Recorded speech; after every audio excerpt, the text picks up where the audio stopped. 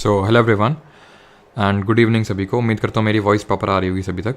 आज हम लोगों का रहने वाला है लेक्चर नंबर 2 ऑफ जी के पी वाई की सीरीज़ नहीं, फिजिक्स का हम लोग आज ये लेक्चर नंबर 2 रहने वाला है, जिसमें कि हम फोर्स ही नहीं सिर्फ बल्कि लॉज ऑफ मोशन पढ़ेंगे। बिकॉज दोनों ही को रिलेटेड हैं, आपस में इंटर रिलेटेड हैं, दोनों एक दूसरे से संबंधित हैं, कुछ ना कुछ इनकी रिलेशनशिप है। और उस रिलेशनशिप को आज हम डिकोड करेंगे कि क्या है ये रिलेशनशिप। चलो, तो आज जो है हम लोग लेक्चर 2 में, और देखिए इतने कोई बड़े लेक्चर्स नहीं, कल का भी मतलब ठीक थी, लेकिन सारी चीज़ें इंटरलिंक्ड हैं।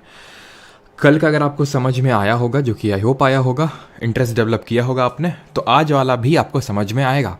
आज वाला समझ में आएगा तो कल वाला समझ में आएगा, यानी कि सारी चीज़ें आपस में जुड़ी हुई हैं।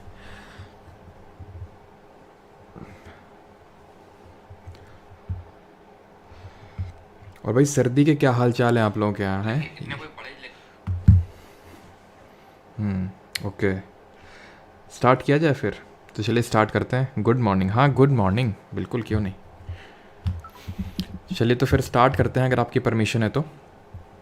क्वेश्चन पूछता हूँ मैं आपसे एक, व्हाट कॉजेज मोशन। कल क्या पढ़े थे? मोशन ही तो पढ़े थे। And motion is what? Motion is a state of rest. ये sorry, motion is a state. State होती है। स्टेट क्या होता है? स्टेट वही जो आर्टिकल नंबर 12 में डिफाइंड है, जो article number 36 of the constitution में डिफाइंड है, वही ना। तो पॉलिटी वाला स्टेट अभी आपको भूल जाना, बिकॉज पॉलिटी हमारी हो चुकी है ख़त्म। यहाँ हम फिजिक्स वाले स्टेट की बात करेंगे। फिजिक्स में 2 ही स्टेट होती हैं। पॉलिटी में सब कुछ स्टेट होता है, लेकिन फिजिक्स में सिर्फ 2 स्टेट होती हैं, एक स्टेट ऑफ रेस्ट और स्टेट ऑफ मोशन। कोई चीज़ या तो रुकी होगी या फिर वो चल रही होगी। आप या तो रुके होंगे या तो चल रहे होंगे। अब ये मत बोलना सर ऊपर वाला हिस्सा हमारा शरीर का रुका हुआ और नीचे हम पैर चला रहे हैं, तो तुम्हारे में तुमको 2 कंसिडर करेंगे। तुम्हारा अपर बॉडी पोर्शन वो रेस्ट में है और जो नीचे वाला है वो मोशन में है, यानी वो गति में है। और मोशन कल हम लोग पढ़ चुके हैं कि मोशन क्या होता है और मोशन क्यों होता है। ये तो आपने पूछा ही नहीं मैंने आपसे, मोशन क्यों होता है। मोशन क्यों होता है कल आपने क्वेश्चन पूछा? नहीं पूछा। इसीलिए तो बस आज का लेक्चर है। तुम्हारी नादानगी की वजह से ही आज लेक्चर हो रहा है। अगर तुम कल ये पूछ लिए होते कि मोशन क्यों होता है, तो हम तुमको बता देते कि इन दोनों की वजह से होता है। इन दोनों की वजह से नहीं, ये फोर्स की वजह से होता है मोशन। ठीक है, motion is cause due to force, जिसको हिंदी में बोलते हैं बल। तुमने कल ये क्वेश्चन पूछा नहीं तो अब पढ़ो, बल लगाओ थोड़ा सा। फोर्स के बारे में पढ़ेंगे। अब जो फोर्स होता है वो क्या कर सकता है? बहुत कुछ कर सकता है। फोर्स जैसे मेरा ये हाथ है, तुम्हें थप्पड़ मार के तुम्हारा जो ऊपर बॉडी आराम से तुम्हारा थोबड़ा है उसको स्टेट ऑफ जो रेस्ट में है उसको मोशन में ला सकता है। ठीक, कोई चीज़ चल रही है उसको रेस्ट में ला सकता है। जब मैं रेस्ट में बोल रहा हूँ तो इसका मतलब उसको रोक सकता है। उसकी जो वेलोसिटी है, वेलोसिटी तो हम लोगों ने पढ़ा है ना, वेलोसिटी क्या होती है? वेलोसिटी होती है वेग। ठीक, तो उसके वेलोसिटी को रोक सकता है। व्हेन आई से वेलोसिटी, दैट मीन्स उसका डायरेक्शन भी चेंज हो सकता है, बिकॉज वेलोसिटी तो दोनों चीज़ों पे डिपेंड करती है। मैग्नीट्यूड ऑफ स्पीड पे डिपेंड, जो स्पीड जो सिर्फ मैग्नीट्यूड होता है, मैग्नीट्यूड भी एंड डायरेक्शन भी। ठीक है, तो अगर मान लो कोई चीज़ चल रही है, कोई चीज़ मान लो बॉल चल के आ रही है, ठीक है, बॉल चल के आ रही है, आप उसको पैर से रोक लेते हो, आपने फोर्स लगाया कुछ, तब वो रुकी है। कोई चीज़ को स्पीड अप करना है, स्पीड करना है, ठीक है, तो फोर्स लगता है। जैसे कि आप अपनी गाड़ी को स्पीड अप करते हो, एक्सेलरेट करते हो, तो आपका इंजन फोर्स लगा रहा है। स्पीड डाउन करनी है, आप ब्रेक्स लगाते हो, वो जो ब्रेक्स हैं वो फोर्स लगा रहे हैं। तो कोई भी चीज़ को अगर स्पीड अप करना है, स्पीड डाउन करना है, मोशन से रेस्ट में लाना, रेस्ट से मोशन में ले जाना है, तो सारी चीज़ों में फोर्स लगता है। डायरेक्शन चेंज, क्योंकि फोर्स, ये मैं आपको बता रहा हूँ फोर्स क्या क्या कर सकता है, फोर्स के क्या क्या काम है। फोर्स रेस्ट से जो चीज़ रुकी हुई उसको मोशन में ला सकता है, मोशन वाली को रेस्ट में ला सकता है, चीज़ों की स्पीड बढ़ा सकता है, चीज़ों की स्पीड कम कर सकता है, डायरेक्शन चेंज कर सकता है। जैसे कोई चीज़ यहाँ पे आ रही है, ठीक है, यहाँ से यहाँ पे एक तरह से बॉल आ रही है, ठीक है, आपके पास, और आपने हल्का सा उसको डिफ्लेक्ट कर दिया, बॉल यहाँ पे जाने लगी, तो आपने क्या किया? आपने फोर्स अप्लाई किया, जिसकी वजह से बेचारी का डायरेक्शन चेंज हो गया। ठीक, and the last thing is change this shape और साइज। ठीक है, जैसे कि आपने गैंग्स ऑफ वासेपुर में देखा होगा, है ना, जो हमारे मनोज वाजपेयी जी हैं, गाल दबा देते हैं। क्या कर देते हैं? गाल दबा देते हैं, तो गाल का शेप और साइज चेंज कर देते हैं। ठीक है, तो उसी तरह जैसे बॉल है तो बॉल को जैसे आप दबाएंगे तो उसका क्या होगा, शेप और साइज चेंज होगा। अब यहाँ पे एक चीज़ अगर मैं यहाँ पे आपसे बोलूँ, दैट इज़ कि अगर मैं सिर्फ, चलो ये तो अभी इस चीज़ को छोड़ दो, ठीक है, इसको जब मैं सेकेंड लॉ ऑफ मोशन पढ़ाऊंगा तो वहाँ पे इस पर फिर से आएंगे हम लोग, ठीक है, फिर से आएंगे इस पर। बट सबसे पहले हम डिस्कस कर लेते हैं टाइप्स ऑफ फोर्सेज। अब जैसे फॉर एग्जांपल मान लो ये कोई डब्बा रखा हुआ है, ठीक है, मान लो ये कोई डब्बा रखा हुआ है, तो इस पर यहाँ पे मैंने यहाँ से कुछ फोर्स लगाया। अभी मैंने फोर्स के बारे में आपको ज़्यादा कुछ पढ़ाया नहीं, तो यूनिट वगैरह भी नहीं बता रहा हूँ, ठीक है। तो फोर्स मैंने क्या किया, इसमें कुछ क्या किया, मैंने यहाँ पे कुछ फोर्स लगाया। वैसे फोर्स की यूनिट न्यूटन होती है, अभी अगर याद करना चाहते हैं तो कर लीजिए, नहीं तो बाद में तो करनी पड़ेगी, मतलब न्यूटन। बाकी मैं इसको भी बताऊंगा क्या होता है न्यूटन और क्या सारी चीज़ें होती हैं, लेकिन मान लेते हैं कि 10 न्यूटन का फोर्स अप्लाई किया। ये मैं सिर्फ इसलिए अभी बता दिया हूँ ताकि आपको मैग्नीट्यूड का थोड़ा सा ज्ञान हो। अगर मैं बोल रहा हूँ 10 न्यूटन, मतलब फिर क्या लिखूँ यहाँ पे, तो 10 न्यूटन का फोर्स लग रहा है यहाँ पे, ठीक है। तो ये चीज़ जो रुकी हुई है चलना स्टार्ट कर देगी, इधर भागने लगेगी इधर को, ठीक है। लेकिन फॉर एग्जाम्पल मैं क्या करूँ, मैं ऑपोजिट साइड से 10 न्यूटन का ही फोर्स लगा दूं, क्या होगा, नहीं चलेगी। क्यों? क्योंकि जितना फोर्स यहाँ से लग रहा है उतना फोर्स यहाँ पे लग रहा है, यानी कि जो नेट फोर्स है वो 0 हो गया, नेट फोर्स 0 हो गया, तो चीज़ रुक जाएगी। दूसरा केस लेता हूँ यहाँ पे मैं, दूसरा केस ये है कि यहाँ से 20 न्यूटन का फोर्स लगता है, ठीक है, तो चीज़ यहाँ पे चलने लगेगी। अगर मैं 20 न्यूटन का ही लगा दूं तो चीज़ रुक जाएगी, स्टेट ऑफ रेस्ट में आ जाएगी। क्यों? क्योंकि ये 20 उस 20 को बैलेंस कर देगा। लेकिन यहाँ पे अगर मैं 30 न्यूटन का लगा दूं तो चीज़ इधर को चलने लगेगी। मतलब कि यहाँ पे मैंने क्या किया, यहाँ पे अगेन मैंने नेट फोर्स निकाला। नेट फोर्स कैसे निकलता है, बड़ा वाला फोर्स माइनस छोटा वाला फोर्स निकाल लिया, तो 10 न्यूटन आ गया। किस डायरेक्शन में उसका मूवमेंट होगा, वेलोसिटी होगी, उसी डायरेक्शन में जिस डायरेक्शन में बड़ा वाला फोर्स लगाया गया है, ठीक है। या फिर अगर मैं इसको ये दूसरा मतलब तीसरा इसमें अगर केस लूँ, यहाँ पे मैंने 30 न्यूटन लगा के 10 न्यूटन लगाऊँ तो भी उसके स्पीड में चेंज आएगा। मैंने फोर्स लगाया तो ऑब्वियस सी बात है उसकी स्पीड डाउन होगी। फोर्स अगर मैंने लगाया तो इनमें से कुछ ना कुछ तो होगा, सिंपल है। लेकिन कितना फोर्स लगाया है वो डिपेंड करेगा कि क्या होगा। तो 10 न्यूटन का अगर मैंने लगाया है तो सिर्फ स्पीड ही कम होगी, डायरेक्शन वही सेम डायरेक्शन में चलता चला जाएगा। ऐसा टाइप ऑफ फोर्स जहां पे net force is equal to 0 is called as balanced force, और फोर्स को बोलते हैं बल हिंदी में, और बैलेंस्ड फोर्स को बोलेंगे संतुलित बल। बैलेंस्ड फोर्स को बोलेंगे संतुलित बल। और ऐसा फोर्स जहाँ पे जो नेट फोर्स है, ऐसा मतलब हम बोल सकते हैं कि टाइप्स ऑफ फोर्सेस जो सिस्टम में लग रहे हैं। अब यहाँ पे तो मैंने एक सिंपल सा एग्जांपल दिया आपको कि ये 2 फोर्सेस लग रहे हैं, हो सकता है 4-5 इधर से उधर से इधर से उधर सबसे जगह से लग रहा है। अगर वो सब एक दूसरे को कैंसल आउट कर रहे हैं, यानी 0 हो रहा है नेट फोर्स, उस केस में उसको फोर्स को बोलते हैं बैलेंस्ड फोर्स, यानी कि संतुलित बल। लेकिन अगर वो बैलेंस नहीं कर पा रहे हैं, कुछ नेट में कुछ भी निकल के आ रहा है, कुछ भी मैग्नीट्यूड निकल के आ रहा है, तो that will be called as unbalanced या फिर असंतुलित बल। अब इसको तुम ये मत सोच लेना कि जो बैलेंस्ड फोर्स होता है वो हमेशा चीज़ को रोक देता है। बैलेंस्ड फोर्स का नेट फोर्स का मतलब है कि चीज़ रुकी हुई है ना, नहीं है ऐसा, बिल्कुल नहीं है ऐसा। कोई चीज़, रुको जरा मैं तुम्हें एग्जांपल ऐसे देता हूँ। मान लो कि कोई चीज़ ऐसे चल रही है, ठीक है, कोई चीज़ चल रही। बैलेंस फोर्स का मतलब पता है क्या होता है? बैलेंस फोर्स का मतलब सिर्फ इतना होता है, नेट फोर्स 0 होता है। नेट फोर्स 0 होता है, इसका मतलब है कि एक्सीलरेशन 0 होता है, त्वरण 0 होता है। कल पढ़ाए थे जो कि इसकी SI यूनिट क्या होती है बताओ, अभी तुम नहीं समझोगे शायद, ठीक है। मैं बाइक चला रहा हूँ, ठीक है, ये मान लो मेरी बाइक है। मैं नहीं, तुम हो ये, ठीक है, तो ये तुम्हारी बाइक है, तो तुम बाइक चला रहे हो। ठीक है। तो तुम अगर बाइक चला रहे हो तो कई बार तुमने देखा होगा कि बाइक जो है कांस्टेंट स्पीड पे चलती रहती है, यानी कि एक्सीलरेशन 0 होता है। एक्सीलरेशन 0 का मतलब पता है क्या होता है? यानी कि नो चेंज इन वेलोसिटी, यानी कि वेग में कोई अंतर नहीं आ रहा है। मान लो, ये मान क्या लो, ये हमेशा होता है कि जब आप बाइक साइकिल कुछ भी चलाते हो, खुद चलते हो, तो एक बल लगता है, उसको बोलते हैं फ्रिक्शन फोर्स, घर्षण बल। पीछे की तरफ लगता है डायरेक्शन ऑफ मोशन से, पीछे की तरफ, नहीं तो आप चल ही ना पाओ। अगर फ्रिक्शन 0 होगा ना तो आप चल ही नहीं पाओगे। तो फ्रिक्शन फोर्स जो है उस चीज़ों को पीछे की तरफ खींचता है। आपका इंजन थोड़ा सा फोर्स लगा के वो आगे की तरफ कर रहा है, ठीक है। आपने एक ही उसमें पॉइंट में मीटर मतलब एक ही स्पीड पे आपने एक्सेलरेट कर रखा है उसको, ठीक है, उसी पे घर घर घर घर मतलब आपने जरा से स्पीड वेलोसिटी जो है वेलोसिटी बढ़ ही नहीं रही है, वेलोसिटी बढ़ ही नहीं रही है। तो क्या हो क्या रहा है, इस साइड से जो आपका इंजन फोर्स लगा रहा है वो पूरी तरह से इसको बैलेंस किए दे रहा है, मतलब है कि एक्सेलरेट नहीं कर रही, चल रही है, वेलोसिटी है लेकिन एक्सेलरेशन नहीं है, क्योंकि एक्सेलरेशन त्वरण तब आता है जब चेंज इन वेलोसिटी होता है। तो बैलेंस्ड फोर्स में एक्सेलरेशन जीरो, अनबैलेंस्ड फोर्स में नेट फोर्स जीरो, बैलेंस्ड में एक्सेलरेशन जीरो।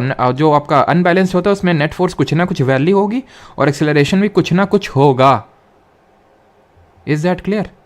एंड क्योंकि भाई इसमें तो ये किसी तरह का फोर्स ही नहीं है, ये भले मैंने टाइप ऑफ फोर्स लिख दिया है लेकिन बैलेंस फोर्स और अनबैलेंस फोर्स कोई फोर्स के टाइप नहीं होते हैं। तो लिखा क्यों, हेडिंग नहीं मिल रही थी ना इसलिए लिखा, ठीक है। ध्यान रखना ये टाइप्स ऑफ फोर्सेज नहीं होते हैं एक्चुअल में, ठीक है, क्योंकि जो फोर्स जीरो है उसको क्या कौन सा फोर्स हम बोल सकते हैं, तो एक्चुअल में रियल टर्म्स में फोर्स नहीं होते हैं, ठीक है कोई। लेकिन बैलेंस फोर्स और अनबैलेंस फोर्स का आप कॉन्सेप्ट समझ गए हैं, तो अब आगे बढ़ते हैं। कॉन्टैक्ट और नॉन कॉन्टैक्ट फोर्स ये ज़रूर टाइप्स ऑफ फोर्सेज होते हैं, ठीक है, ये ज़रूर आपके टाइप्स ऑफ फोर्सेज होते हैं, कॉन्टैक्ट और नॉन कॉन्टैक्ट। कॉन्टैक्ट को बोलते हैं संपर्क बल, कॉन्टैक्ट को क्या बोलते हैं, संपर्क बल बोलते हैं। नॉन कॉन्टैक्ट को क्या बोलते हैं, गैर संपर्क बल बोलते हैं, ठीक है, गैर संपर्क बल। मैंने तुम्हें झापड़ मारा, तो मेरे हाथ और तुम्हारे गाल के बीच में संपर्क हुआ कि नहीं हुआ, ठीक। कई सारे ऐसे बल होते हैं जो बिना संपर्क के ही लगते हैं, है कि नहीं, कि मतलब तड़पे जा रहे हैं अंदर से, क्यों, जबकि कुछ कॉन्टैक्ट नहीं हो रहा है, फिर भी क्यों ऐसा होता है, ये इसको बोलते हैं नॉन कॉन्टैक्ट। क्यों होता है उस पर नहीं जाएंगे, बट इसको बोलेंगे नॉन कॉन्टैक्ट फोर्स, ठीक है। किसी और आप उसमें मत जाइए, ठीक है, ख्यालों की दुनिया में, फिजिक्स में ही रहिए। फिजिक्स में कॉन्टैक्ट फोर्सेज में आते हैं जैसे फ्रिक्शनल फोर्स मतलब घर्षण बल। ये भाई साहब या फिर मैडम जी जो हैं, मैडम जी चल रही हैं, या फिर हम लोग जो बाइक चलाते हैं, साइकिल चलाते हैं, दौड़ते हैं, तो उसमें क्योंकि हमारा जूता रनिंग कर रहे हैं तो रोड मतलब जो सड़क है उसके साथ, हमारे टायर्स सड़क के साथ कांटेक्ट में हैं, जब कांटेक्ट में होते हैं तो यहाँ पे इस तरह का पीछे की तरफ घर्षण बल लगता है, फ्रिक्शन फोर्स उसको बोलते हैं। तो वो कॉन्टैक्ट फोर्स हुआ, बिकॉज दो चीज़ों के बीच में कॉन्टैक्ट हो रहा है तभी वो फोर्स लग रहा है। फ्रिक्शन फोर्स पॉसिबल ही नहीं है कि बिना कॉन्टैक्ट के ही लग जाए। स्प्रिंग फोर्स, अब स्प्रिंग फोर्स भी स्प्रिंग के लिए इसके साथ कांटेक्ट चाहिए। मस्कुलर फोर्स, मस्कुलर के लिए भी कांटेक्ट फोर्स चाहिए, जिम में जो आप करते हैं। अब आते हैं नॉन कांटेक्ट यानी कि गैर संपर्क या फिर असंपर्क बल।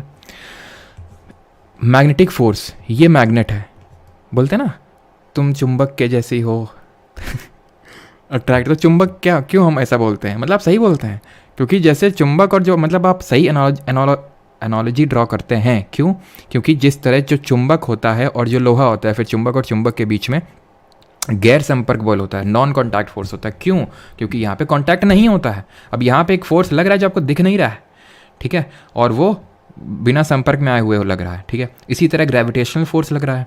भाई ये जो यहाँ पे सेब लगा हुआ था क्यों नीचे गिर गया, बिकॉज एक ग्रेविटेशनल फोर्स ने इसको अट्रैक्ट किया, जो कि उसके कांटेक्ट में बिना आए उसने अट्रैक्ट कर लिया।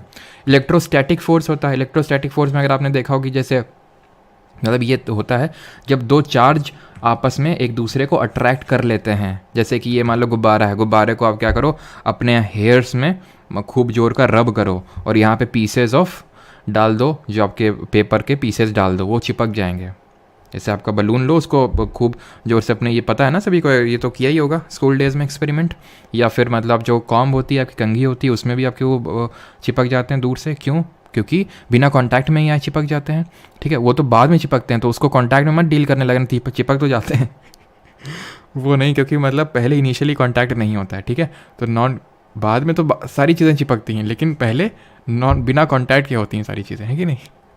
अब बढ़ते हैं आगे, laws of motion. Laws of motion क्या है, गति के नियम इसको बोलते हैं हिंदी में, ठीक है। यहाँ तक सभी कुछ चीज़ें क्लियर हैं, यहाँ तक सभी कुछ चीज़ें क्लियर। अच्छा इटा बंद करते हैं, सेकंड रुको।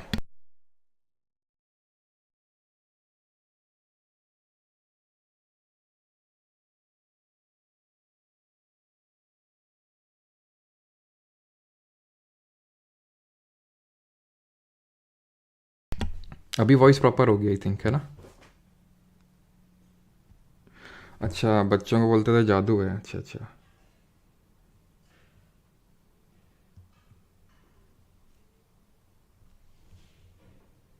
चलो, तो एग्जाम्पल्स तो मैं दे ही रहा हूँ, बाकी आपके समझने के ऊपर है, आप कुछ भी समझो, ठीक है।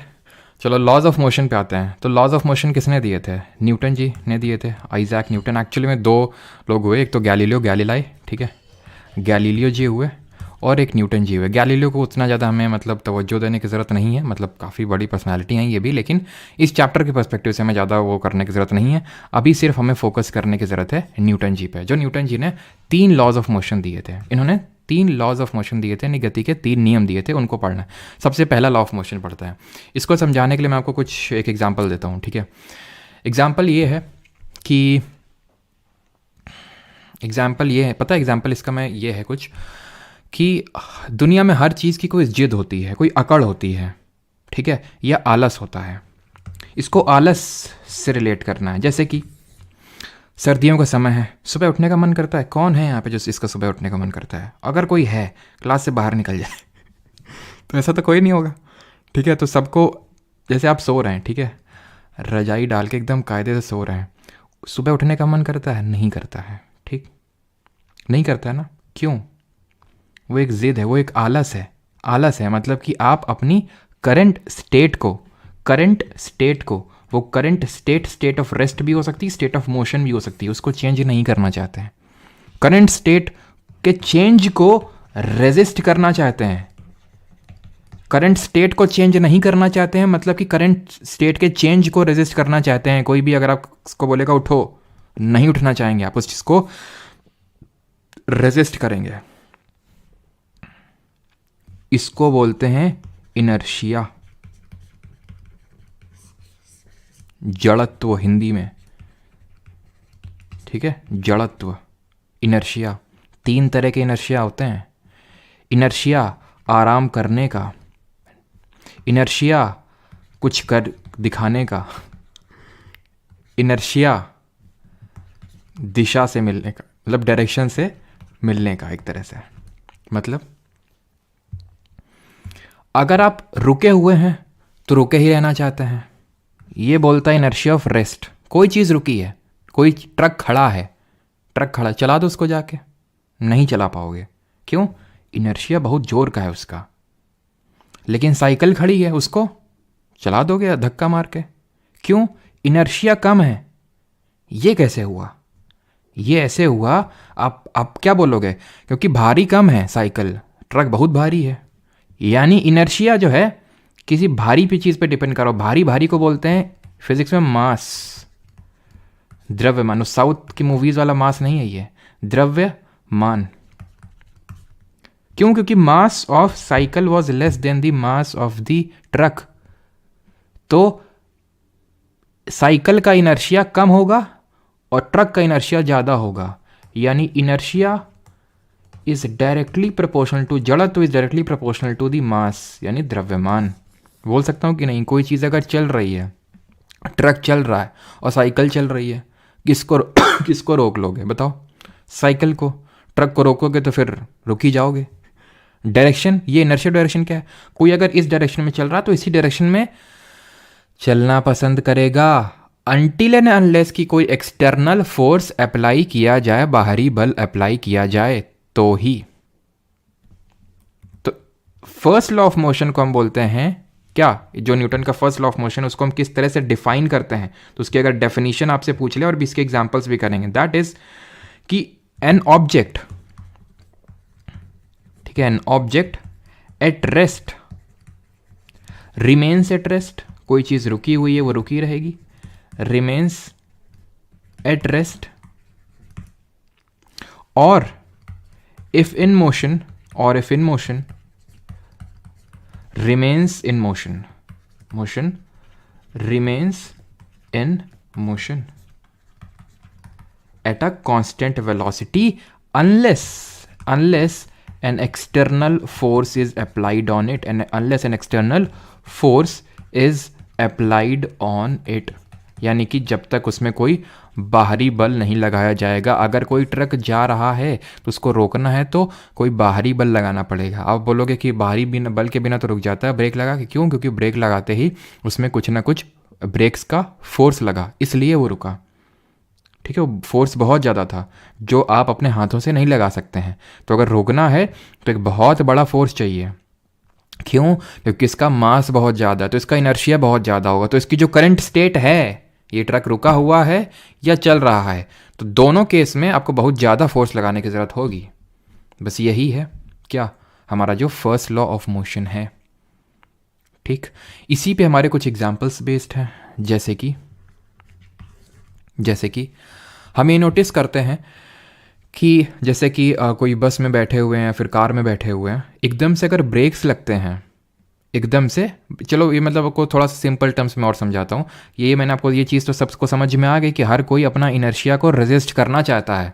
सब में आलस भरा हुआ है। तुमको लग रहा होगा हम तुमको पॉइंट आउट कर रहे हैं सिर्फ ना, हर चीज़ में दुनिया की आलस भरा हुआ है। जैसे कि ये एक पेड़ है, ठीक है, ये एक पेड़ है, पेड़ में लगे हुए हैं पत्तियाँ और फल।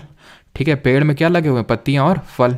अब पेड़ को आपने हिलाया, ठीक है, पेड़ को, तो जब आपने इसको हिलाया पेड़ को, तो क्या हुआ? पूरा जो पेड़ है, पूरा पेड़ है वो मोशन में आ जाएगा, वो मोशन में आ जाएगा। लेकिन एक तरह से जो पत्तियां हैं या जो फल हैं वो अलग से अटैच्ड हैं उसमें, ठीक है, शाखा में। ठीक है, तो वो मोशन में नहीं आएंगे। वो बोलेंगे हम मोशन में नहीं आएंगे, हम रेजिस्ट करेंगे अपने स्टेट ऑफ रेस्ट को। तुम पे फोर्स लगा, तुम हिलो, हम क्यों हिले? ठीक है, तो इसलिए जब हम पेड़ को हिलाते हैं तो ये जो पत्तियां और जो फल हैं वो क्या करेंगे? गिर जाते हैं। पत्तियां झड़ती हैं कि नहीं जब आप पेड़ को हिलाते हो तो? ठीक है, और फल भी झड़ते हैं। ठीक है, तो ये हो गया हमारा एक तरह से जो पत्तियां और फल हैं उन्होंने अपने स्टेट को, करंट स्टेट को रेजिस्ट किया। ठीक है, सिमिलरली आप जब गाड़ी में बैठे हुए हो, ठीक है, आप जब गाड़ी में बैठे हुए हो तो आपकी जो पूरी गाड़ी चल रही है, जब पूरी गाड़ी चल रही है तो आपके पैर भी चल रहे हैं, आपका ये भी चल रहा है, आपका सिर भी चल रहा है, सब कुछ चल रहा है। लेकिन एकदम से जब ब्रेक लगेंगे, जब एकदम से ब्रेक लगेंगे तो क्या होगा? आपका जो नीचे वाला पार्ट है यानी कि पैर जो है वो डायरेक्टली कांटेक्ट में है व्हीकल के साथ, वो तो रुक जाएंगे, लेकिन ये चलता रहेगा, इसलिए आप आगे की तरफ लीन हो जाते हैं। एंड दी वाइस वर्सा, यानी कि उसका उल्टा, गाड़ी रुकी हुई है तो आप भी रुके हुए हैं, आपका पूरा बॉडी रुका हुआ है, लेकिन जैसे ही गाड़ी चलेगी आपके पैर उसके साथ चल देंगे, लेकिन जो ऊपर का आपका बॉडी पोर्शन है वो वहीं का रुका रहेगा, यानी आप पीछे की तरफ लीन हो जाएंगे। जब गाड़ी साइड टर्न लेती है तो भी यही होता है कि आप इधर को लीन हो जाते हो। क्यों? क्योंकि आपके पैर कांटेक्ट में थे, उसके पैर तो इधर मुड़ गया, लेकिन वो तो ऐसे ही जाना चाह रहा था ना, तो इसलिए आप इधर को लीन कर गए, आपका जो अपर बॉडी पोर्शन है। तो ये सब एग्जांपल्स हैं किसके? या फिर जो जैसे कि वो मैट है, ठीक है, मैट में बहुत ज़्यादा धूल जम गई अगर मान लो, तो इसमें डंडे मारो धूल निकल आएगी। क्यों? क्योंकि उसके अंदर जो धूल के कण ऐसे लगे हुए हैं वो भी रुके हुए हैं, मैट भी रुकी हुई है। आपने उसको डंडे से मारा जोर से, किसको? मैट को, तो मैट उधर चल दी और जो ये धूल के कण थे वो वहीं के वहीं रुके हुए हैं, बेचारे गिर जाएंगे, उनको पता ही नहीं, तो वो तो सो रहे थे अभी तक। ठीक है, या फिर जैसे कि टम्बलर लो, यानी कि कोई ग्लास ले लो, इसमें कार्ड रखो, इसमें कॉइन रखो, सड़क से यानी कि बहुत जोर का फोर्स लगा के इसको निकालो, क्या होगा? कॉइन गिर जाएगा, क्योंकि कॉइन तो सो रहा था, वो गिर गया बेचारा।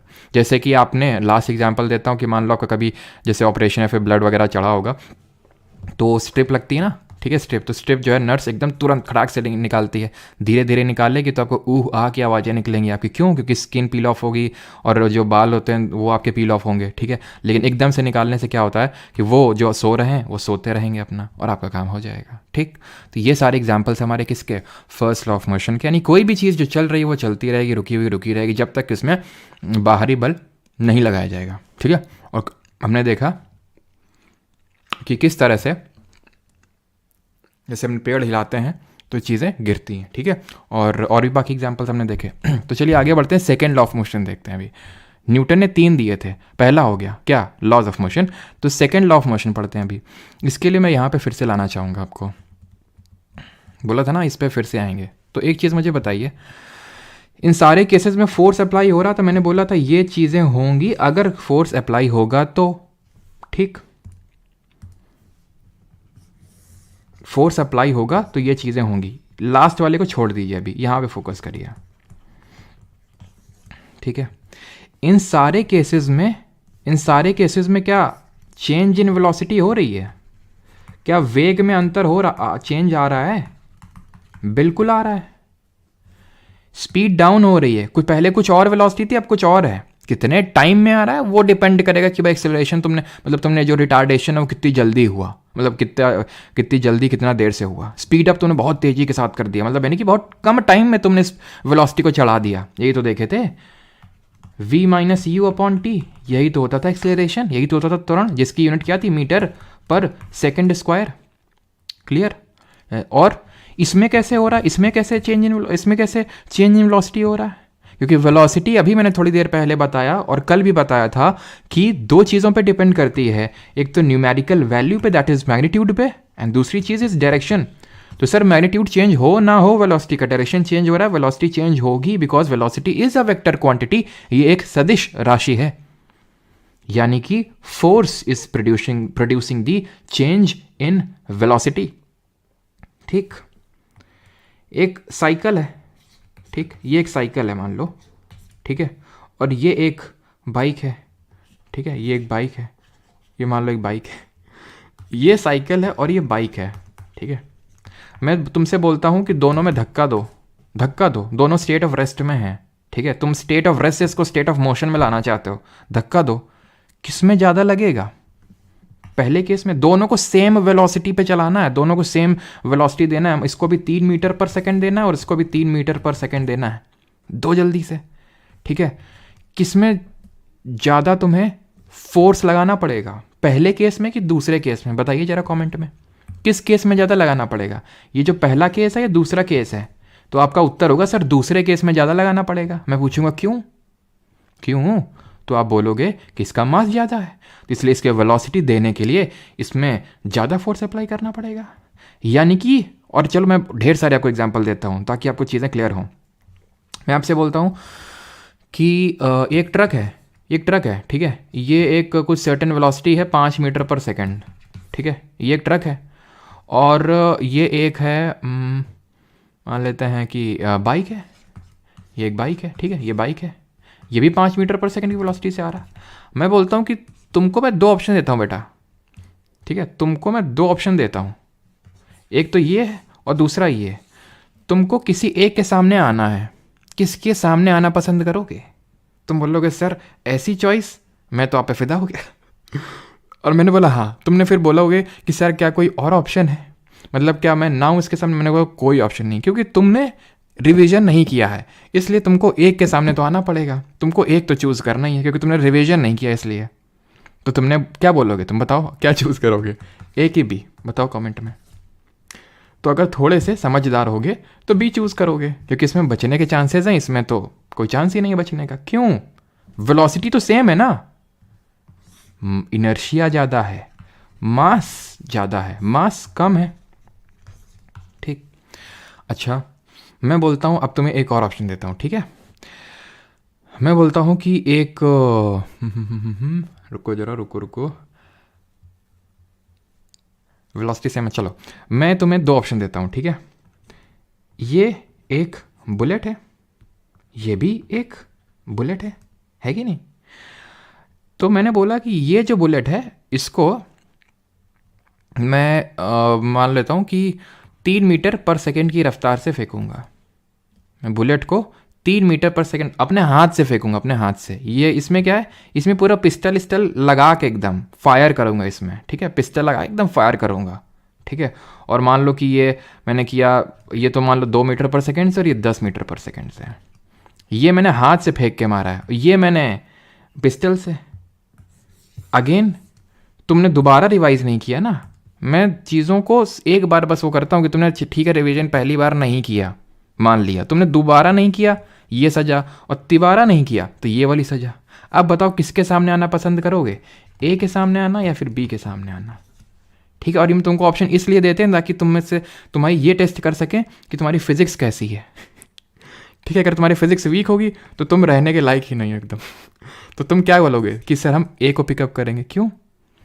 मास तो सेम है ना, पिछले केस में तो ठीक है मास इसमें ज़्यादा था ट्रक का, इसलिए तुमने उसको ना पिकअप करके बाइक वाला केस पिकअप कर लिया कि भाई इसका मास कम है तो ज़्यादा हर्ट नहीं होंगे। यहाँ पे तो मास सेम है, बिल्कुल सेम है, बुलेट दोनों सेम है। क्या हो रहा है, इसमें वेलोसिटी कम, इसमें वेलोसिटी बहुत ज़्यादा है। तुम्हें पता नहीं चल रहा है, लेकिन एक यहाँ पे कॉन्सेप्ट वर्क कर रहा है जिसको हम बोलते हैं मोमेंटम, संवेग बोलते हैं इसको। वैसे तो मोमेंटम कई तरह का होता है, लीनियर मोमेंटम और ये बहुत तरह के होता है, लेकिन हमें सिर्फ लीनियर मोमेंटम के बारे में पढ़ना है, या फिर इन शॉर्ट मोमेंटम के बारे में पढ़ना है, यानी कि संवेग के बारे में पढ़ना है। ठीक है, तो मोमेंटम की अगर हम बात करें तो ये एक ऐसी क्वांटिफाई करती है मोशन को क्वांटिफाई करती है। ठीक है, यानी कि जो सेकंड लॉ ऑफ मोशन, ये एक तरह से फोर्स को क्वांटिफाई करता है ये। ठीक है, तो इसको हम पी से रिप्रेजेंट करते हैं। पी से ही क्यों रिप्रेजेंट करते हैं, है ना? कुछ लोग क्वेश्चन आने लगेंगे अब, क्योंकि एक पीटर करके थे, उन्होंने मोमेंटम की खोज करी थी, आप ऐसे बोल सकते हो, डिफाइन किया था, तो पीटर। ठीक, तो momentum is the product of mass and velocity. Bullet के केस में मास कम था, वेलोसिटी बहुत ज़्यादा थी। बुलेट के केस में मैं ये बोल सकता हूँ। ठीक है, ट्रक के केस में ये बोल सकता हूँ, है कि नहीं? ये बुलेट वाला केस है जहाँ पे वेलोसिटी बहुत ज़्यादा है, और ये वाला केस है ट्रक वाला जहाँ पे वेलोसिटी कम है लेकिन मास ज़्यादा है। दोनों चीज़ों का प्रोडक्ट ही है मोमेंटम। ठीक, क्लियर?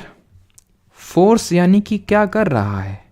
फोर्स कर रहा है change in momentum, change in momentum कर रहा है। जैसे कि हमने पढ़ा था, एक्सेलरेशन क्या कर रहा है? एक्सेलरेशन क्या है? Change in velocity. लेकिन कितना है एक्सेलरेशन, कितना तेज है, कितना ज़्यादा एक्सेलरेट किया, तो उसके लिए टाइम वाला फैक्टर आ गया था, अपॉन टाइम कर दिए थे। यानी कि acceleration is rate of change of velocity, similarly force is rate of change in momentum. खत्म। Rate of change in momentum कैसे? कोई चीज़ है, पहले उसका मास तो सेम रहेगा ना, कोई चीज़ है, ठीक है, मास m से मूव कर रही थी, मतलब सॉरी वेलोसिटी v u से मूव कर रही थी, मान लेते हैं इनिशियल वेलोसिटी, प्रारंभिक वेग।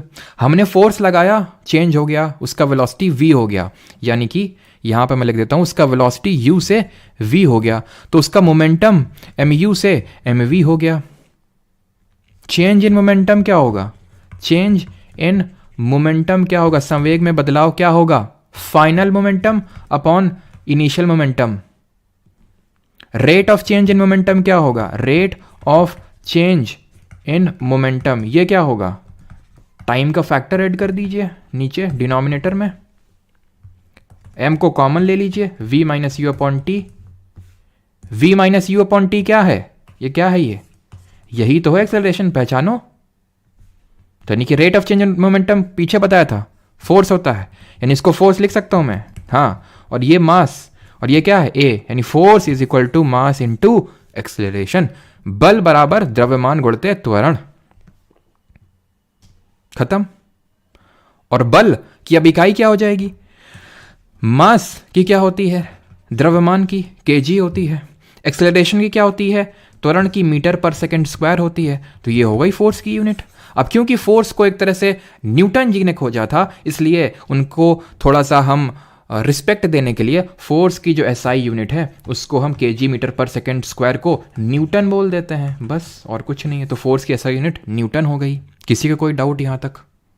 सबको समझ में आ गई चीज़ें कि फर्स्ट लॉ ऑफ मोशन क्या था, जो कि इनर्शिया से डायरेक्टली रिलेटेड था, यानी कि जड़त्व का नियम था वो पहला लॉ ऑफ मोशन। ये क्या है? ये आपका rate of change of momentum के बारे में बताता है कि मोमेंटम कितना उससे चेंज होगा।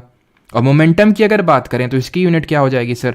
मास की अगर मैं बात करूं तो मास की केजी होती है, वेलोसिटी की वही जो स्पीड की होती है metre per second, KG metre per second. अब मुझे ये बता दीजिए कि मोमेंटम एक स्केलर क्वांटिटी होगी, अदिश राशि होगी, या फिर वेक्टर यानी कि सदिश राशि होगी? बस ये बता दीजिए।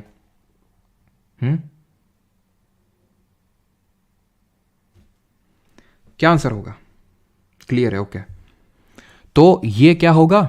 क्योंकि मास, अगर मैं द्रव्यमान बात करूं तो मैं ये बोलता हूं क्या? द्रव्यमान इस डायरेक्शन में, द्रव्यमान उस डायरेक्शन में, कि भाई ट्रक का मास जो है 40 किलो है नॉर्थ डायरेक्शन में, लेकिन साउथ डायरेक्शन में नापोगे तो 20 किलो आएगा। ऐसा तो है नहीं, वैसे ट्रक का मास 40-20 तो नहीं होगा, लेकिन मास जो है वो डायरेक्शन पे डिपेंड नहीं करेगा, डायरेक्शन इंडिपेंडेंट है। दैट इज वाई मास जो होगा, द्रव्यमान जो होगा, वो आपका एक स्केलर क्वांटिटी होगा, अदिश राशि होगा, क्योंकि इसका डायरेक्शन से कोई लेना देना नहीं है। लेकिन वेलोसिटी कल पढ़ा था हम लोगों ने, मास तो नहीं पढ़ा था, लेकिन वेलोसिटी कल पढ़ा था कि ये वेक्टर क्वांटिटी होती है।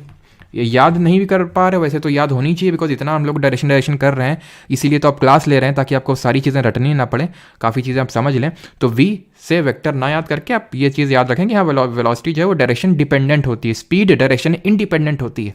तो स्पीड तो स्केलर होगी लेकिन वेलोसिटी वेक्टर होगी, और क्योंकि वेलोसिटी वेक्टर है और वेलोसिटी इस फॉर्मूले में आ रहा है, तो मैंने कल भी बोला था अगर वेलोसिटी मतलब इस फॉर्मूले में आ रहा है और वो कोई क्वांटिटी वेक्टर है तो वो क्वांटिटी भी वेक्टर बन जाएगी, यानी कि जो मोमेंटम होगा वो आपकी एक वेक्टर क्वांटिटी होगी, यानी कि सदिश राशि होगी। क्लियर। उसी तरह क्योंकि force is equal to mass into acceleration, mass scalar है लेकिन एक्सेलरेशन जो है वो वेक्टर है, सदिश है, इसलिए जो फोर्स होगा ये भी वेक्टर क्वांटिटी ही होगा, यानी कि सदिश राशि ही होगी। अब यहाँ पे दोनों लॉज ऑफ मोशन हमारे खत्म हो गए हैं, लेकिन ऐसे तो कैसे हम तुम्हें जाने देंगे, क्वेश्चन लगाओ पहले तो। एक कांस्टेंट फोर्स है जो एक्ट कर रहा है किसी ऑब्जेक्ट पे, मास, वैसे मैं आपको बता दूं न्यूमेरिकल नहीं मैंने देखे हैं अभी एसएससी के एग्जाम में, लेकिन हैविंग कंसिडर्ड कि कोई बहुत तोप मतलब लप्पू सा न्यूमेरिकल है, झिंगुर सा है, क्या है इस न्यूमेरिकल में, तो फिर क्यों ना कर लेते हैं ताकि अगर क्वेश्चन आए तो हम कर लें। ठीक है, और थोड़ा कॉन्सेप्ट भी इसी बहाने मतलब दिमाग में बैठ जाएगा। ठीक है, कि constant force acts on an object of mass 5 kg for duration of 2 second, 2 second के ड्यूरेशन के लिए 5 किलो के भार पे एक्ट कर रहा है force. It increases the object velocity from 3 metre per second to 7 metre per second. कोई चीज़ थी 3 मीटर पर सेकंड से जा रही थी, फोर्स लगा पीछे से, भागो और तेजी से, तो 7 मीटर पर सेकंड से जाने लगी, है ना। जैसे कि 12th फेल मूवी में कि मतलब तुम एक बार हाँ बोल दो तो सारी दुनिया पलट देंगे, यानी कि हम अपनी वेलोसिटी बढ़ा लेंगे अगर तुम अपना फोर्स लगा दो तो, समझ रहे हो। तो find the magnitude of the applied force, now the force was applied for a duration of 5 second, what would be the, ये कॉम्पोनेंट को तुम अलग रखो, इसको अलग रखो, अब इसको मत कैलकुलेट करो, पहले ये कैलकुलेट करो कि मैग्नीट्यूड कितना फोर्स अप्लाई किया जिसने इसका ये चेंज कर दिया। तो फोर्स क्या होता है, मास इनटू एक्सेलरेशन होता है, यानी द्रव्यमान गुणित त्वरण होता है, और एक्सेलरेशन क्या होता है, एक्सेलरेशन होता है भैया change in velocity upon time, कितने टाइम में चेंज हुआ वेलोसिटी, बिकॉज अगर आप टाइम नहीं कैलकुलेट करेंगे तो हमें कैसे पता चलेगा कि आपने कितना फोर्स अप्लाई किया। तो मास कितना है 5 kg है, ठीक है। वेलोसिटीज कितनी दी हुई हैं, फाइनल है 7 मीटर पर सेकंड, इनिशियल है 3 मीटर पर सेकंड, तो 7 - 3, कितने टाइम लगा आपको ये वेलोसिटी अचीव करने में, 2 सेकंड का टाइम लगा। तो यहाँ पे 5 × 4 / 2 यानी कि कितना फोर्स लगा, 10 kg metre per second square, यानी कि 10 न्यूटन का फोर्स लगा। दूसरा पार्ट क्या पूछ रहा है कि अगर यही फोर्स हम 5 सेकंड तक लगाते रहे, अभी तो हमने पहले केस में इसको 2 सेकंड लगाया था तो इसकी वेलोसिटी 3 से 7 हो गई, लेकिन हम 5 सेकंड के लिए लगाएं तो क्या होगा, तो कुछ नहीं, वही होगा जो होना होगा क्या होगा फिर, तो यही होगा, इस वही सेम फॉर्मूले को हम यूज़ करेंगे। बोल रहा है कि अगर आप इसी फोर्स को, किसी फोर्स को जो अभी आपने कैलकुलेट किया, कौन सा 10 न्यूटन, तो अगर आप इसी फोर्स को उसी सेम बॉडी पे जिसका मास 5 किलो है लगाते रहें तो उसका वेलोसिटी कितना हो जाएगा, फाइनल वेलोसिटी कितना होगा। इनिशियल कितना है सर, 3 था, इनिशियल 3 था, तो फाइनल कितना होगा ये पूछा है। कितने टाइम तक आपको फोर्स लगाना है, देखिए सर 5 सेकंड तक फोर्स लगाना है आपको, रुकना नहीं है, लगाते चले जाना है। ठीक है, हमारी हिंदी की मैडम थी, मैंने बताया भी होगा तुम्हें, ठीक है, यही बोलती थी, अभी अगर उठ गए ना तो लगाते चले जाएंगे, उठे और लगाते चले गए ठीक है, लेकिन मैम थी बड़ी अच्छी। ठीक है, तो 10 मतलब कि काफ़ी लविंग एंड केयरिंग थी मैम, मतलब उनकी एज काफ़ी थी, कुछ और मत समझना, तो काफ़ी याद आती है मैम की। खैर कोई नहीं, आप लोगों को भी आती होगी अपने काफ़ी सारे स्कूल की मैम और सर की। तो खैर v = 13 मीटर पर सेकेंड। एक जैसे हमारे निखिल भाटिया सर थे, मैथ्स पढ़ाते थे, वही बड़ा अच्छा मतलब पढ़ाते थे, लेकिन पता नहीं कहाँ है। ठीक है, वो मेरे लिए समझ लो कि मेरी मैथ्स जो है वीक हुआ करती थी, और वो सुबह सर्दियों में, इस टाइम की सर्दियों में मेरे लिए सर स्कूल में जल्दी आते थे। मैंने बोला था सर पढ़ना है तो आप ही से पढ़ना है, तो सर जल्दी आते थे एकदम। तो v = 13 मीटर पर सेकेंड, तो 13 मीटर पर सेकेंड की वेलोसिटी वो उसको मिल जाएगी। अब आते हैं थर्ड लॉ ऑफ मोशन पे। थर्ड लॉ ऑफ मोशन बोलता है कर भला तो हो भला क्या है, यानी Newton third law of motion states that for every action there is an equal and opposite reaction. Newton की गति का तीसरा नियम कहता है कि प्रत्येक क्रिया के लिए एक समान और विपरीत क्रिया। जैसे कि तुम एक इसको अगर एक्सपीरियंस करना है, अब इस रोड पे जाओ तुरंत, हैं किसी को गाली दे दो फिर जो तुम्हें मिलेगा इन रिटर्न वो होगा आपका रिएक्शन, यानी आपने क्या किया, एक्शन, वो करेगा रिएक्शन। ठीक बेटा दरोगा, यहाँ पे अपनी पर्सनल चीज़ें नहीं लिखनी दरोगा आपको से, है ना, वंदना मैम या फिर कोई भी मैम, वो अब मैम और सर से बात कर लेना अपना अलग से, है ना।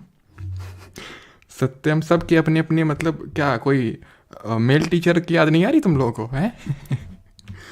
चलो, तो एक्शन के लिए रिएक्शन मिलेगा। इसके एग्जांपल्स देखते हैं, बहुत सिंपल सा है, ठीक है। जैसे कि मान लो ये बोट है, ठीक है, तो बोट में आप खड़े हुए, आप मतलब इसको धक्का दोगे तो आप आगे की तरफ जाओगे, सिंपल, ठीक है। मतलब आपको समझाता हूँ अभी, पहले समझ लो कि मतलब किस तरह से फिनोमेना वर्क करते हैं, तो आपको समझ में आएगा। ये बलून है, ठीक है, बलून में क्या एकदम से हवा निकली, हवा निकलेगी तो हवा क्या करेगी, हवा नीचे की तरफ जा रही है तो एक रिएक्शनरी फोर्स लगाएगी। मैं आपको समझाता हूँ, जैसे कि मैं आपको एक चीज़ एकदम इलॉजिकल सा आपको लगेगा कि मैंने आपको बोल रहा हूँ कि आप इस दीवार को धक्का दे रहे हो तो ये दीवार भी आपको धक्का दे रही है। आपको चीज़ इलॉजिकल लग रही होगी, लेकिन अभी आपको लॉजिकल समझ में आएगा। जैसे कि मान लो कि आपको ये मान लो दीवार है, ठीक है, आपको पीछे की तरफ जाना है, ठीक है, आप ये खड़े रहो, ठीक है, आप इसको जोर से दीवार को पुश करो, उधर की तरफ पुश करोगे तो दीवार मूव नहीं कर पाएगी, तो दीवार इधर की तरफ एक फोर्स लगाएगी। आपने इधर की तरफ फोर्स लगाया, दीवार इधर की तरफ फोर्स लगाएगी, तो आप गिर जाओगे, पीछे की तरफ वो मतलब चले जाओगे। क्यों? क्योंकि एक रिएक्शनरी फोर्स लगाया। यानी कि ये बोलता है कि फोर्स जो हमेशा होता है, हमेशा रिएक्शनरी होता है। यानी कि आपने देखा होगा, ये तो सब पक्का सबने देखा होगा कि जब ये मान लो आप हो, ठीक है, या फिर कोई भी आपने देखा होगा वीडियो, कंधे में रख के बुलेट फायर करता है कोई, तो पीछे की तरफ चला जाता है। तो इसलिए उसके लिए ट्रेनिंग होती है किस तरह से एकदम उसका जो रिएक्शन है वो सह लो आप, ठीक है। तो क्यों? क्योंकि जब आप ये एक तरह से बुलेट फायर करते हो, तो बुलेट बहुत तेज़ी के साथ, स्पीड के साथ आगे निकलती है। जिस स्पीड के साथ, ठीक है, जिस स्पीड के साथ एक तरह से वो बोल सकते हैं कि वो आगे निकलती है, जो फोर्स लगाया गया उस पर, जिस फोर्स के साथ वो आगे निकली, वही फोर्स के साथ वो पीछे वो अप्लाई करेगी, जिस फोर्स की वजह से आप पीछे की तरफ लीन हो जाते हो। वही सेम फोर्स, वही सेम कॉन्सेप्ट पे हमारा काम करता है। कौन? ये हमारा जो रॉकेट होता है।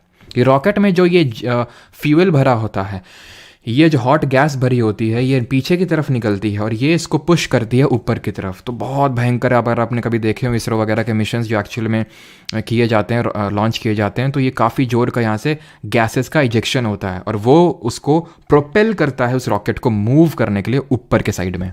इस पे वैसे एक और कॉन्सेप्ट काम करता है जिसको बोलते हैं, अभी हम आगे पढ़ेंगे, कंजर्वेशन ऑफ मोमेंटम, यानी कि संवेग का संरक्षण। लेकिन पहले ये बताइए, तो चीज़ क्लियर हो गया होगा ना, तो कि थर्ड लॉ ऑफ मोशन होता क्या है कि for every action there is an equal and opposite reaction, यानी प्रत्येक क्रिया के लिए एक समान और विपरीत प्रक्रिया होती है। सिंपल इस तरह से याद कर लो कि भाई कर भला तो हो भला, यानी कि जैसा करोगे वैसा पाओगे, वो है बस थर्ड लॉ ऑफ मोशन। तो समराइज कर देता हूँ मैं पहले, आगे बढ़ने से पहले, बस ये लास्ट ही कॉन्सेप्ट है, उसके बाद क्वेश्चन ही, कोई बहुत बड़ा कोई इस तरह से चैप्टर नहीं है, ठीक है। तो पहला मैंने आपको लॉ बताया, मैंने आपको सबसे पहले तो ये बताया कि सर जो मोशन जो हम लोगों ने कल पढ़ा था, मोशन क्या होता है? मोशन होता है कि आपकी पोजीशन पे चेंज हो जाए, ठीक है। मोशन ये है कि आपकी जो पोजीशन उस पर चेंज हो जाए। अब ये एक तरह के स्टेट है, एक तरह की अवस्था है। अवस्था दो तरह की हो सकती हैं, ये तो स्टेट ऑफ रेस्ट हो सकता है, यानी कोई चीज़ रुकी हुई है, यानी कि उसकी वेलोसिटी ज़ीरो है, और दूसरा है कि कोई चीज़ मोशन में, यानी वो चीज़ चल रही है, यानी कि वो उसमें कोई ना कोई वेलोसिटी है, कोई ना कोई वेलोसिटी उसमें है। अब हमने ये फिर पढ़ा कि मोशन क्यों हुआ ये, तो ये हमने पढ़ा किसकी वजह, इसका एक जड़ है और वो है फोर्स, बल जिसको बोलते हैं। तो बल क्या क्या कर सकता है वो हमने पढ़ा कि बल किसी चीज़ को रेस्ट से मोशन में ला सकता है, मोशन से रेस्ट में ला सकता है, स्पीड अप कर सकता है, स्पीड डाउन कर सकता है, उसका शेप एंड साइज चेंज कर सकता है, उसका डायरेक्शन चेंज कर सकता है। और ये सारा कुछ करते हुए, चलो वो छोड़ दो अभी, फिर हमने क्या पढ़ा? हमने फर्स्ट लॉ ऑफ मोशन पढ़ा। न्यूटन का गति का पहला नियम, जो उसको लॉ ऑफ इनर्शिया भी बोलते हैं, यानी कि जड़त्व का नियम बोलते हैं। क्यों बोलते हैं? क्योंकि हमने पढ़ा कि कोई भी जो चीज़ है उसमें एक अकड़ भरी होती है, ठीक है, वो अकड़ भरी होती है, फिर आलस भरा होता है, वो आलस को ही इनर्शिया बोलते हैं, यानी कि उसके करंट स्टेट को इनर्शिया बोलते हैं, जिसको वो रेजिस्ट करना चाहता है। कोई अगर मैं बैठा हुआ हूँ तो मैं उठना नहीं चाहता हूँ, भाई पानी ले आओ ना, ठीक है। अगर मैं चल रहा हूँ, ठीक है, तो बैठना तो चाहता हूँ फिर ठीक है। तो मतलब जो कोई चीज़ें होती हैं वो अपना जो करंट स्टेट है उसको रेजिस्ट करती हैं, वो हमने डिफरेंट एग्जांपल्स के साथ देखा। अब वो कितना रेजिस्ट कर पाएंगी वो उनके मास पे डिपेंड करेगा। That is why inertia is directly proportional to the mass, यानी कि जड़त्व और द्रव्यमान का सीधा आपस में संबंध है।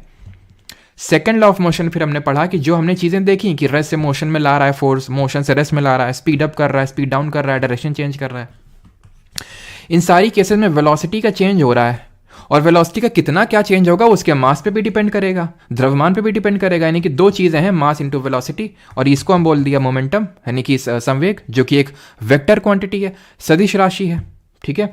और ये मोमेंटम का जो चेंज का रेट है वही फोर्स है जो हमने फिर डिराइव किया था, F is equal to M A, यानी कि फोर्स यानी बल बराबर द्रव्यमान गुणित त्वरण, ये हमने पूरा डिराइव किया था। और फिर मैंने देखा था फोर्स की यूनिट क्या होती है, KG metre per second square या फिर न्यूटन होती है। ये भी एक वेक्टर क्वांटिटी है। Then third law of motion हमने पढ़ा, जो अभी हमने पढ़ा कि कर भला तो हो भला, यानी कि for every action there is an equal and opposite reaction. आप फोर्स लगाओगे, आप एकदम अपोजिट फोर्स आपको भी मिलेगा। Is that clear? तो भी मैंने बताया कि ये जो रॉकेट है वो कंजर्वेशन ऑफ मोमेंटम पे भी काम करता है। कंजर्वेशन ऑफ मोमेंटम होता क्या है? मोमेंटम ये बोलता है कंजर्वेशन का कि पहले किसी सिस्टम का जो मोमेंटम था और बाद में है वो कंजर्व रहेगा। मतलब जैसे मान लो दो गेंदे हैं, ये m1 मास की और ये m2 मास की, दोनों एक दूसरे से मिलना चाहती हैं, ठीक है। जब मिली तो क्योंकि ये वेलोसिटी डिफरेंट थी, इसकी वेलोसिटी डिफरेंट थी, मान लो ये 20 मीटर पर सेकेंड सी थी, ठीक है, और ये 10 मीटर पर सेकेंड से थी, ठीक है। दोनों जब एक दूसरे से टकराई यानी कोलिजन हुआ तो दोनों की वेलोसिटी इधर इधर हो जाएगी। इमेजिन कर लो, ऐसा ही तो होगा, ठीक है। कोई एक बॉल इधर से आ रही है, एक बॉल इधर से आ रही है, दोनों टकराई तो अपोजिट डायरेक्शन में अब इनकी फाइनल वेलोसिटी हो जाएगी। तो कुछ वेलोसिटी होगी, मान लेते हैं इसकी 15 हो गई और इसकी मान लेते हैं कि 12 हो गई, कुछ भी हो गई वेलोसिटी, ठीक है। मास तो सेम रहेगा, मास तो सेम रहेगा। और ये जो मैंने क्वांटिटीज लिखी ना, हो सकता है बिल्कुल गलत हो ये। क्यों? मास तो सर m1 उस पहले भी था, m1 अभी भी है, द्रव्यमान थोड़ी ना बदल जाएगा, भार थोड़ी ना बदल जाएगा उसका एक तरह से। तो m2 था मास पहले और अभी भी उसका द्रव्यमान m2 ही रहेगा। चेंज किस में हुआ? वेलोसिटी का। तो मैं ये बोल रहा हूं कि प्रोडक्ट ऑफ इसका मोमेंटम क्या था, m1 u1 होगा, इसका मोमेंटम m2 u2 होगा। जब मिले तो कुछ अलग वेलोसिटी अचीव कर लिए, तो अब क्या होगा, m1 v1, m1 अभी भी रहेगा लेकिन वेलोसिटी डिफरेंट हो गई तो u1 नहीं v1 लिखेंगे, और m2 v2। तो मैं ये बोल रहा हूँ कि m1 u1 plus m2 u2 को जोड़ दो, वो बराबर आएगा m1 v1 और m2 v2 के, यानी कि जो मोमेंटम है वो कंजर्व रहेगा। पहले जो सिस्टम, पूरे सिस्टम का जो मोमेंटम था वो कंजर्व, और अभी जो बाद में है वो भी वो सेम रहेगा, यानी कि कंजर्व रहेगा, यानी कि कहीं पर मोमेंटम का लॉस नहीं होगा। इसको हम कंजर्वेशन प्रिंसिपल बोलते हैं। जब हम आगे कल के लेक्चर में वर्क और एनर्जी पढ़ेंगे तो हम पढ़ेंगे वहाँ पे कंजर्वेशन ऑफ एनर्जी का भी कॉन्सेप्ट होता है। यहाँ पे क्या होता है, यहाँ पे ये होता है कि जो फ्यूल, पहले ये रॉकेट है, इनिशियली फ्यूल अंदर भरा हुआ है, रॉकेट का कुछ मास है, फ्यूल का कुछ मास है, ठीक है। रॉकेट का कुछ मास और फ्यूल का कुछ मास और कुछ वेलोसिटी से जा रहे हैं। जब बहुत भयंकर से ऊपर और इजेक्शन होता है तो फ्यूल निकलता है, तो अब ये कोई एक वेलोसिटी अटेन कर लिया होगा और इसकी कोई एक अलग वेलोसिटी होगी। तो इनिशियली जो इन दोनों का कंबाइंड मोमेंटम था वो बराबर होगा इसका, इन दोनों का फिर बाद का जो कंबाइंड वाला मोमेंटम है। तो इसीलिए हम बोलते हैं कि जो रॉकेट है वो कंजर्वेशन ऑफ मोमेंटम पे काम करता है। समझ में आया तो ठीक, नहीं तो रट्टा मारो जिंदाबाद कि कंजर्वेशन ऑफ मोमेंटम यानी कि संवेग के संरक्षण पे जो आपका रॉकेट है वो चलता है। न्यूटन का थर्ड लॉ भी यहाँ काम करता है और कंजर्वेशन ऑफ मोमेंटम वाला कॉन्सेप्ट भी यहाँ पे काम करता है। अब ये चीज़ समझाने के लिए मैं आपको एक न्यूमेरिकल करवा देता हूँ, कोई मस्ट नहीं है, न्यूमेरिकल आते नहीं, जैसे मैंने बताया आपके एग्जाम में, अभी तक तो मैंने नहीं देखे। हाँ, बेसिक से तो आ सकता है कि भाई अगर मास दे दे, एक्सेलरेशन दे दे कि 20 मास है, 2 मीटर पर सेकंड का एक्सेलरेशन है, तो फोर्स निकाल दो। तो ये कोई न्यूमेरिकल नहीं हुआ, तो बेसिक से कॉन्सेप्ट का एप्लीकेशन हुआ, ठीक है। अब ये देख थोड़ा सा कर लेते हैं कि ये गर्ल है, ठीक है। अब गर्ल को हम जानते ही हैं, गर्ल्स जो होती हैं थोड़ा सा फिजिक्स के साथ दो हाथ करने में माहिर होती हैं। तो गर्ल है, मास 40 kg, ये जंप करती हैं with horizontal velocity of 5 metre per second into a stationary cart. मतलब स्टेशनरी कार्ट है, जंप कर गई। क्यों कर गई? गर्ल है भाई, और कोई ऑफेंड नहीं होगा, विथ फ्रिक्शनलेस व्हील्स, ठीक है। The mass of the cart is 3 kg। What is her velocity as the cart starts moving? Assume that there is no external unbalanced force working on it in the horizontal direction, ठीक है। Assume तो तुम बाद में करना, पहले ये करो, ठीक है। तो अज्यूम तुम छोड़ दो, ये आपसे पूछा गया है, ठीक है। इतना आप दिमाग तब लगाते हो जब आप क्लास 11th 12th या फिर 10th के बाद होते हो, या फिर आपको आगे चीज़ें सीखनी होती है। हमें कोई मतलब इससे बड़ी फिजिक्स नहीं पढ़नी है। चलो, तो ये चीज़ करो, यानी कि एक मैं आपको बता देता हूँ क्या है। ये कार्ट रखा हुआ है, ठीक है, कार्ट में पहिए लगे हुए हैं, मैडम जी हैं ये 40 किलो की, तो ये जंप कर गई इसमें, ठीक है। किस वेलोसिटी से जंप करी? 5 मीटर पर सेकंड से जंप करी। मैडम है, मैडम का भार 40 किलो का है और 5 मीटर पर सेकंड की वेलोसिटी से कूद गई इसमें, ठीक। अब ये जो कार्ट का मास कितना है? कार्ट खुद 3 किलो का है, ठीक है। अब जब ये मैडम कूद गई तो मैडम इसमें बैठ गई होंगी, ठीक है, और ये चल दिया होगा। तो what is her velocity as the cart start moving? तो मैडम और कार्ट की कंबाइंड वेलोसिटी होगी ना अभी तो, क्योंकि मैडम कार्ट के अंदर बैठी हुई हैं अभी, ठीक। यानी कि यहाँ पे कंजर्वेशन ऑफ मोमेंटम लगाएंगे कि मैडम, ये मान लेते हैं ये गर्ल का मास हो गया और उनका जो इनिशियल वेलोसिटी होगा u मान लेते हैं। जो हमारा ये क्या बोलते हैं इसको, क्या था ये, कार्ट है ना, तो कार्ट ले लेते हैं, इस कार्ट का मास होगा, उसकी कुछ वेलोसिटी होगी बराबर। अब मैडम जी और जो कार्ट हैं वो दोनों मिल गए एक दूसरे से, यानी इन दोनों का कंबाइंड मास होगा और ये एक कंबाइंड वेलोसिटी से चलने लगे, ये u1 ये u2 कर लेते हैं, ठीक। कार्ट तो स्टेशनरी था ना सर, स्टेशनरी मतलब रुका हुआ था, कल पढ़े थे कि कहीं पे फ्री फॉल दे दे, फ्री फॉल या फिर स्टेशनरी दे दे, रुका हुआ, इसका मतलब ये होता है कि उसको जो प्रारंभिक वेग होता है, इनिशियल वेलोसिटी, वो ज़ीरो होता है, तो ये ज़ीरो हो गया। मैडम जी का मास 40 किलो था, वेलोसिटी मैडम की 5 थी, तो दी थी ना, 5 थी, ठीक है, 5 थी। और अब यहाँ पे आ जाते हैं, मैडम जी का वेट सॉरी मास कितना, 40। मास और वेट अलग होते हैं, कल वेट वाला कॉन्सेप्ट पढ़ेंगे। और ये कार्ट का कितना था, 3।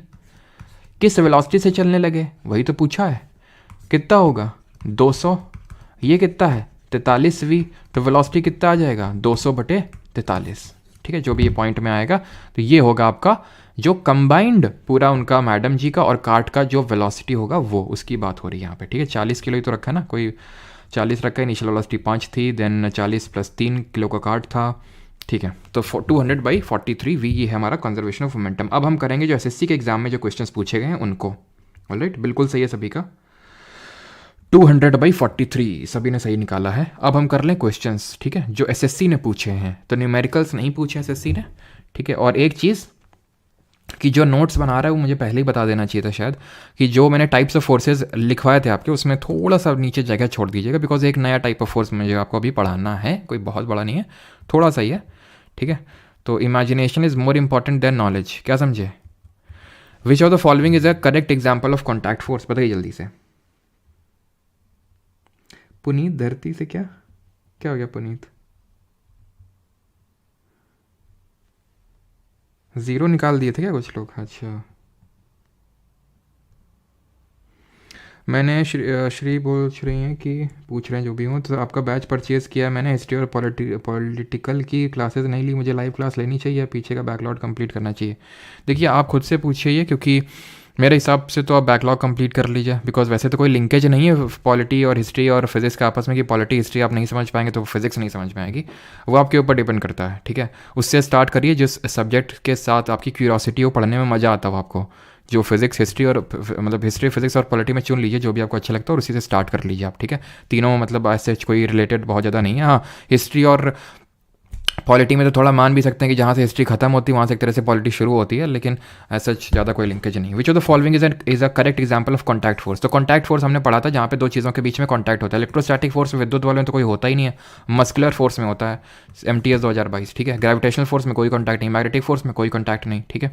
Question number 3, which law of Newton provides a quantitative definition of force. अब याद करिए मैंने आप ये चीज़ भी बताई थी आपको कि क्वांटिफाई करता है ये फोर्स को या फिर मोशन को, एक तरह से क्वांटिफाई करने का काम करता है, ठीक है, कि कोई चीज़ कितने मोशन में आएगी, ठीक है, वो डिपेंड करेगा कितना फोर्स लगाया गया है, यानी force is equal directly proportional to acceleration, या फिर acceleration is directly proportional to the force, यानी कि कितना कोई बॉडी एक्सेलरेट करेगी वो डिपेंड करेगा कि आपने कितना फोर्स लगाया है।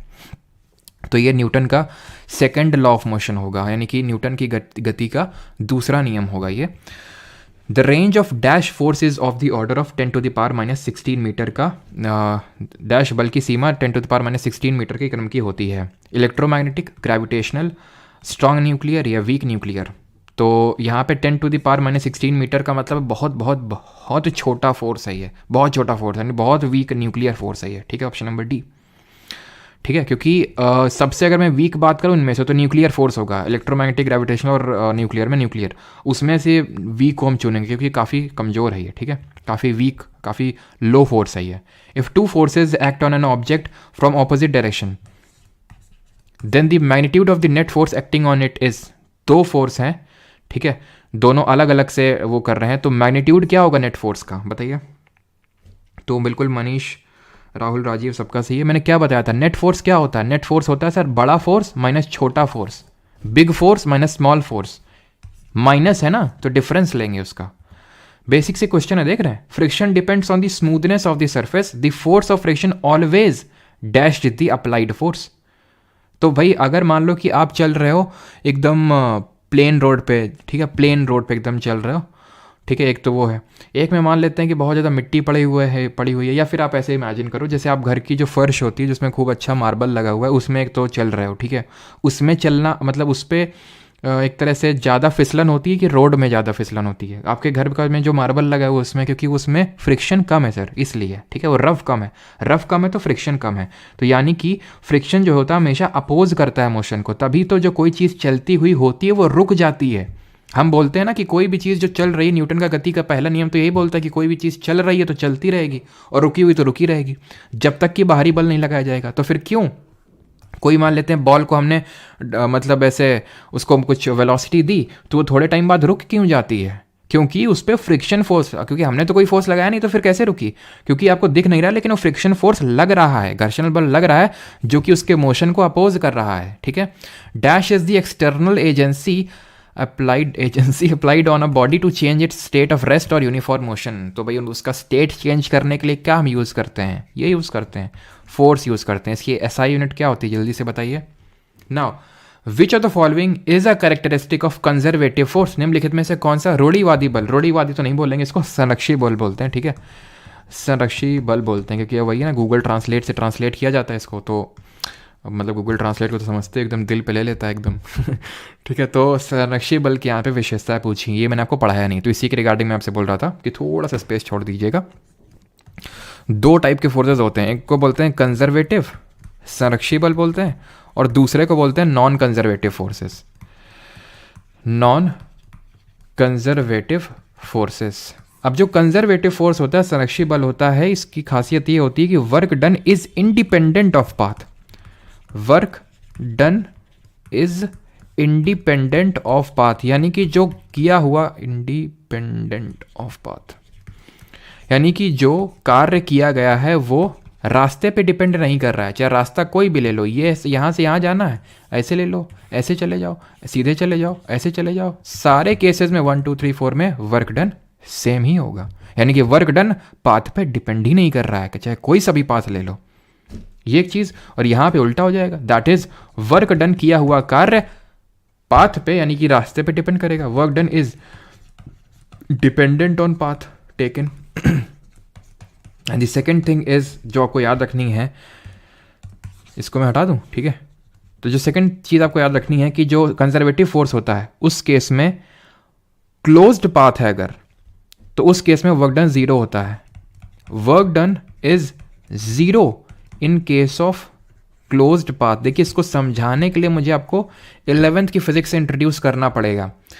ये जो टाइप है कंजर्वेटिव नॉन कंजर्वेटिव जो पढ़ा रहा हूँ, ये आपकी क्लास 9th या 10th में नहीं है, ठीक है। 11th में होता है, जहाँ पे वो सबके वेक्टर्स वगैरह काम करते हैं, आई वेक्टर, जेड वेक्टर, के वेक्टर, वो आपने पढ़े होंगे 11th में, तो वो आपको पढ़ने की ज़रूरत नहीं है इतना छोटी सी चीज़ पढ़ने के लिए। याद कर लो कि भाई कंजर्वेटिव में जैसे कि ऐसे समझ लो, जो कंजर्वेटिव पेरेंट्स होते हैं, कंजर्वेटिव पेरेंट्स होते हैं ना, हम बोल सकते हैं कंजर्वेटिव पेरेंट्स और नॉन कंजर्वेटिव। कंजर्वेटिव मतलब बहुत ही ज़्यादा स्ट्रिक्ट होते हैं, ठीक है।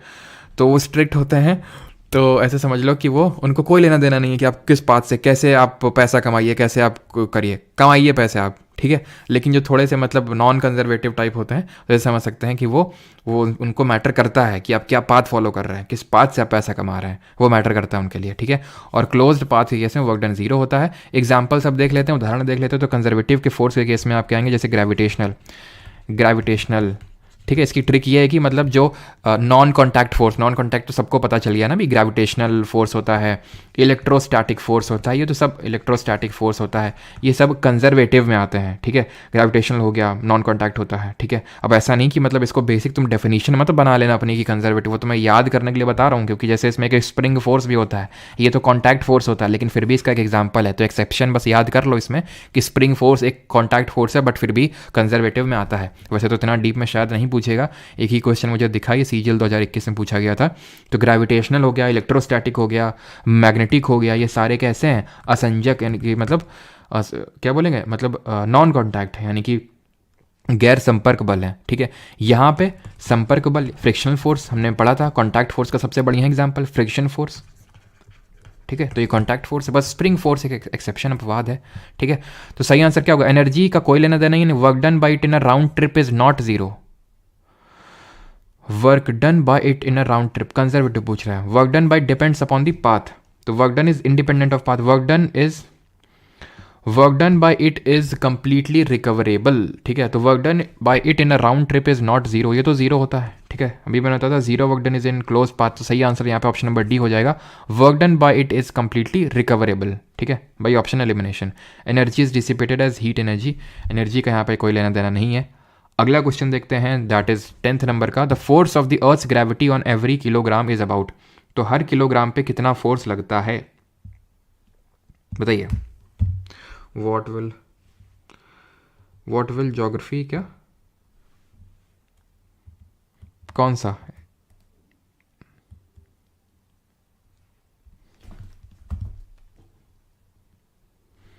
क्वेश्चन नंबर 5th है, इसमें क्या आएगा, क्या आएगा इसमें, डिफरेंस नहीं है तो क्या आएगा, टू फोर्सेस।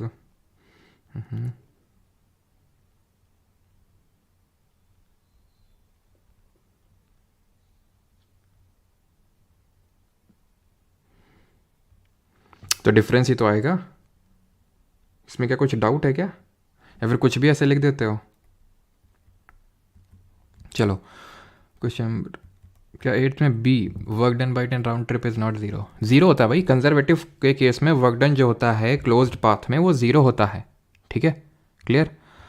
चलो तो अभी आते हैं, the force of the earth's gravity on every kilogram is about, तो प्रत्येक किलोग्राम पर पृथ्वी का गुरुत्वाकर्षण बल कितना होगा, तो force is equal to mass into acceleration, लेकिन यहाँ पे जो एक्सेलरेशन है वो एक्सेलरेशन ड्यू टू ग्रेविटी है, यानी कि यहाँ पे जी का कॉन्सेप्ट निकल के आ गया, F is equal to M G, और जी की जो वैल्यू होती है ग्रेविटी की, जो हम कल पढ़ेंगे, तो कल यही टॉपिक पढ़ेंगे, ग्रेविटी और जो ये वर्क होता है वही चीज़ें हम कल पढ़ने वाले हैं, तो कल मैं आपको पढ़ाऊंगा इस चीज़ को कि जो अर्थ की ग्रेविटी होती है वो 9.8 मीटर पर सेकंड स्क्वायर होती है। मीटर पर सेकंड स्क्वायर किसकी यूनिट होती है, एक्सेलरेशन त्वरण की होती है, तभी तो इसको हम बोलते हैं acceleration due to gravity.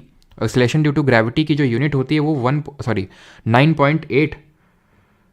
Question number 8 समझ नहीं आया तो समझाना, मुझे समझाना था ही नहीं इस क्वेश्चन को, तो मुझे रटवाना था। मैंने आपको बताया नहीं कि ये समझाने के लिए मुझे 11th 12th की उसमें जाना पड़ेगा फिजिक्स में, जो आई वेक्टर जे वेक्टर अगर आपको आते हो तो फिर मैं समझा दूँ, आई वेक्टर जे वेक्टर किस तरह से वो उसमें फिर डेरिवेशन मुझे दिखाना पड़ेगा कि किस तरह से 2 पॉइंट हैं, 2 पॉइंट में आप कोई भी पाथ लो उसमें वर्क डन जीरो होता है।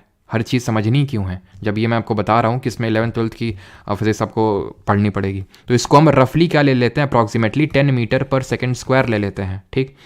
तो यहाँ पे एवरी किलोग्राम यानी कि 1 किलोग्राम का उसका मास है, तो यानी कि 10 न्यूटन इसमें फोर्स लग जाएगा, ऑप्शन नंबर बी। अगला क्वेश्चन है, विच of the following is an action at a distance force. Action at distance force का मतलब क्या है, यानी एक डिस्टेंस है दोनों के बीच में, यानी कि एक नॉन कॉन्टैक्ट फोर्स कौन सा है, ये आपसे पूछ रहा है, नॉन कॉन्टैक्ट। तो फ्रिक्शन फोर्स तो कॉन्टैक्ट फोर्स है।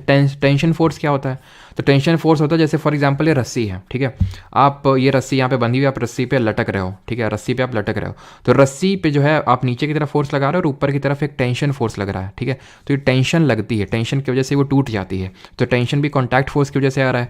ग्रेविटेशन फोर्स यहाँ पे सही आंसर होगा, which is an action at a distance. Question number 12th, once a satellite has been launched into orbit the only force governing its motion is the force of, यानी कि एक बार जब किसी उपग्रह को कक्षा में प्रक्षेपित कर दिया जाता है तो उसकी जो गति को नियंत्रित करने वाला एकमात्र बल कौन सा होता है, ग्रेविटी होता है, इलास्टिसिटी होता है, फ्रिक्शन होता है, फिर फ्यूल ड्राइव। तो कल भी आई थिंक ये क्वेश्चन हम लोग देख चुके हैं कि जब कोई मान लो कि सैटेलाइट को हम लॉन्च कर रहे हैं तो सिर्फ एक ही फोर्स है, that is force of gravity, जो नीचे की तरफ लग रहा है, ऑप्शन नंबर ए, और उसी से एस्केप हो जाता है जिसको बोलते हैं एस्केप वेलोसिटी। ये चीज़ आपका अगेन 9th and 10th में नहीं है, ये 11th वगैरह हम पढ़ते हो, 11th में ही आई थिंक, हाँ, एस्केप वेलोसिटी। वो कल भी हम लोग चीज़ देखेंगे कि एस्केप वेलोसिटी क्या होती है, कि किसी भी चीज़ को हम इतनी मतलब उससे वेलोसिटी से फेंक दें कि वो मतलब अर्थ की जो ग्रेविटेशनल फोर्स है उसको एकदम एस्केप कर जाए, उसको बोलते हैं एस्केप वेलोसिटी। और कोई बताना चाहेगा एस्केप वेलोसिटी कितनी होती है, ये होती है आपकी 11.2 किलोमीटर पर सेकेंड, यानी इस स्पीड से अगर आप किसी भी चीज़ को फेंक देंगे तो वो एकदम स्पेस में चली जाएगी। The given equation describes the dash relation, ये इक्वेशन हमने आज के लेक्चर में नहीं कल के लेक्चर में देखी है। तो देखते हैं कि भाई आप लोगों ने कितना चीज़ें रिविजन किया और आपको कितनी चीज़ें याद हैं। तो हम लोगों ने कल 3 इक्वेशन ऑफ मोशन पढ़ी थी। कल हम लोगों ने उत्सव पढ़ा था, एक तरह से उत्सव, तो मतलब उत्सव का मतलब है UTSAV के साथ हम लोगों ने 3 इक्वेशन ऑफ मोशन बनाई थी। V = U + AT, दूसरी हमारी ये थी पहली ये थी और तीसरी क्या थी, v² minus u² is equal to 2as। ठीक है, ये हमारी तीसरी वो थी। अब यहाँ पे s क्या था, s था हमारा डिस्टेंस, या फिर यहाँ पे लिख देता हूँ u क्या था, इनिशियल स्पीड थी, इनिशियल वेलोसिटी थी। t क्या था, t टाइम था। s क्या था, s डिस्टेंस का वर्ड था, s वॉज डिस्टेंस। a क्या था, एक्सेलरेशन था। v क्या था, फाइनल वेलोसिटी थी यानी अंतिम वेग, प्रारंभिक वेग, समय, दूरी, त्वरण और अंतिम वेग, ये था। अब यहाँ पे ये डिस्टेंस है, ये प्रारंभिक वेग है, ये टाइम है, ये त्वरण है। ठीक, तो वेलोसिटी टाइम, वेलोसिटी टाइम को ये नहीं दिखा रहा है। ठीक है, ये दिखा रहा है वेलोसिटी टाइम को, तो ये नहीं होगा। ठीक है, ये होगा आपका कि डिस्टेंस टाइम, कितना डिस्टेंस कवर किया है कितने टाइम में, कितना डिस्टेंस कवर किया है कितने टाइम में, ये होगा option number B.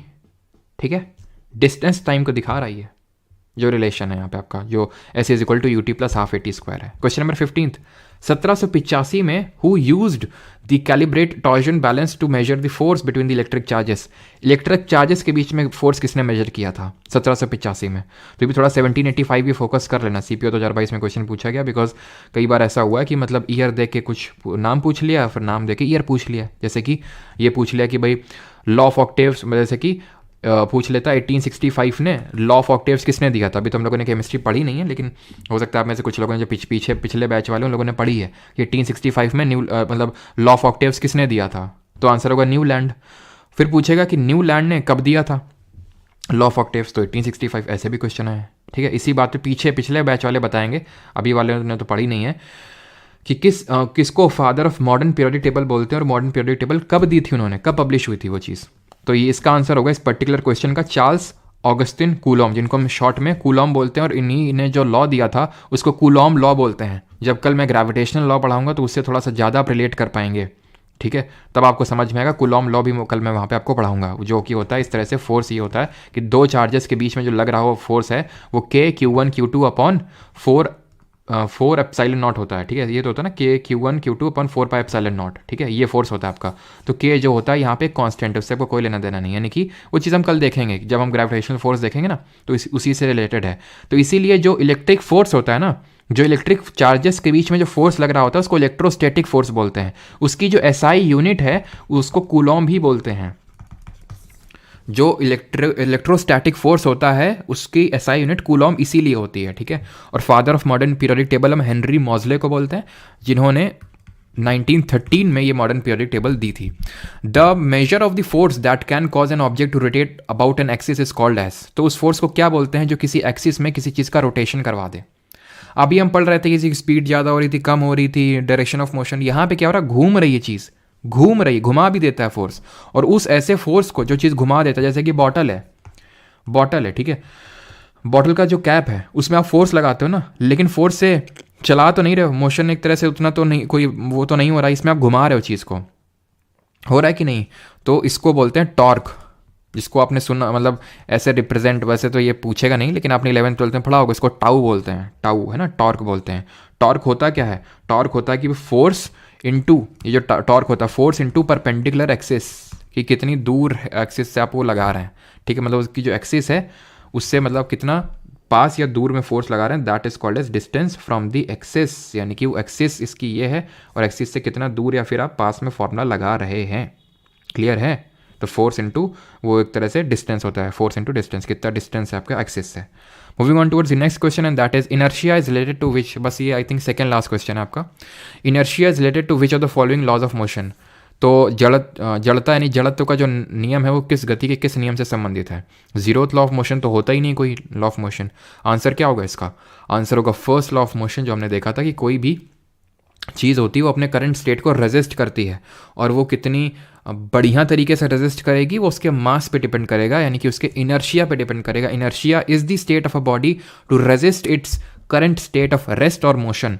19th, which of the following Newton's laws of motion can be use to calculate the force on a body. Force calculate करने के लिए आप किस लॉ का यूज़ कर रहे थे, रिकॉल करिए, पहले का, दूसरे का, तीसरे का। पहले में तो हमने कुछ पढ़ा ही नहीं है, हमने तो बस पहले में तो इनर्शिया के बारे में पढ़ा, दूसरे में हमने पढ़ा force is equal to mass into acceleration, और तीसरे में हमने पढ़ा कि कर भला तो हो भला, यानी for every action there is an equal and opposite reaction. Force मतलब फॉर्मूला तो नहीं पढ़ा ना तीसरे वाले में भी, फॉर्मूला किस में पढ़ा? सेकंड वाले में पढ़ा ना, तो ऑप्शन नंबर बी आंसर हो जाएगा। And the last question for the day is this, which of the following Newton's laws of motion can be use to determine the reaction forces on a body? Newton के गति के निम्नलिखित में से किस नियम का उपयोग किसी पिंड पर प्रतिक्रिया बलों का निर्धारित करने के लिए किया जा सकता है? वही रिएक्शनरी फोर्सेस किस में पढ़े हम लोगों ने? Reaction, for every action there is an equal and opposite direction. हर क्रिया के लिए समान प्रतिक्रिया होती है, लेकिन अपोजिट डायरेक्शन में वो प्रतिक्रिया होती है। कौन सा लॉ था ये? थर्ड लॉ ऑफ मोशन था, ऑप्शन नंबर डी, जिसपे कि हमारा रॉकेट चल रहा था, हमारी बोट चल रही थी। ठीक है, बोट भी तो इसी, मान लो ये बोट है, नाव है, नाव में क्या करते हैं, ऐसे ऐसे ऐसे करते हैं ना, तैरते हैं तो क्या करते हैं, पीछे की तरफ फोर्स लगाते हैं ना, पीछे की तरफ पानी ढकेलते हैं तो वो पानी हमें पीछे आगे की तरफ ढकेलता है वो। ठीक है, यही होता है थर्ड लॉ ऑफ मोशन। एक चाहिए क्वेश्चन है, चलो एक क्वेश्चन और कर लो। Which among the following is the correct mathematical representation of Newton second law of motion? Newton का सेकंड लॉ ऑफ मोशन ये होगा, नहीं होगा, क्या होगा? Force equal to mass into acceleration. इसको हम पता है, ये भी लिख सकते हैं डी अपॉन डी। अगर पूछ ले, क्योंकि यहाँ पे मैंने ये देखा ना DQ अपॉन dt लिखा हुआ है, अगर आपको समझ में आ रहा है, आप में से तो कुछ लोगों को आ गया होगा, ये एक्चुअली में d अपॉन dt जो है चेंज को दिखाता है। किसके चेंज को? मोमेंटम के चेंज को। तो rate of change of momentum with time is called as force. dp upon dt से रिप्रेजेंट कर सकते हैं। ठीक है, अगर नहीं समझ में आया तो छोड़ दो, कोई सच बहुत ज़्यादा इंपॉर्टेंट नहीं है। ठीक है, रटना चाहते हो तो रट सकते हो। ठीक है, dp अपॉन dt। अभी भी क्वेश्चन है, अच्छा मतलब लास्ट ही, चलो है। विच of the following is not correct about the balanced forces? निम्नलिखित में से कौन संतुलित बलों के बारे में निम्नलिखित में से कौन सा कथन सही नहीं है, पूछ रहा है आपसे। If a number of balanced forces act on a stationary body, the body continues to remain its stationary position. यानी कि जो number of balanced force act कर रहे हैं, दे ही दिया, खुद ही उसने दे दिया बैलेंस्ड फोर्स है, यानी कि एफ नेट कितना होगा, नेट फोर्स कितना होगा, जीरो होगा। बॉडी जिस स्टेट में उसी स्टेट में रहेगी। किस में थी? स्टेशनरी थी ना, तो स्टेशनरी रहेगी, सही है। If a number of balanced forces act on a body is in uniform motion, the body continues to be in a state of uniform motion. Again balanced force है, तो बॉडी जिस speed से चल रही थी उसी से चलती रहेगी, यानी कि यूनिफॉर्म मोशन था तो यूनिफॉर्म मोशन ही रहेगा। यूनिफॉर्म और नॉन यूनिफॉर्म में क्या अंतर होता है? क्या अंतर होता है?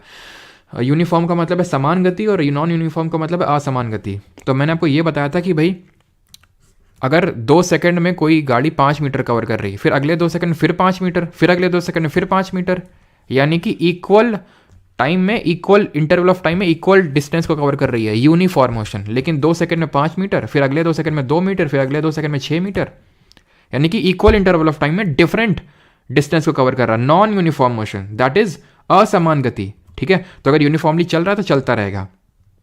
Balanced forces can not produce motion in a stationary body, okay, और stop a moving body, therefore they can not change the shape of the body. हैं?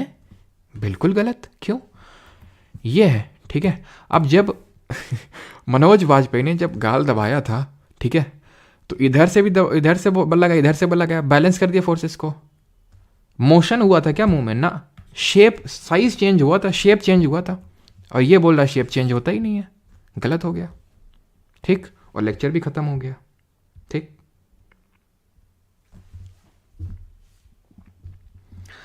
चलिए भाई, तो आज का भी लेक्चर हमारा होता है खत्म।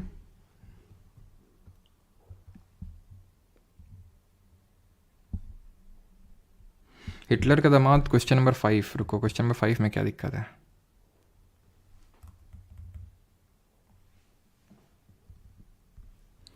क्या क्वेश्चन पूछ रहा है? If two forces act on an object from opposite directions, then the magnitude of the net force acting on it is.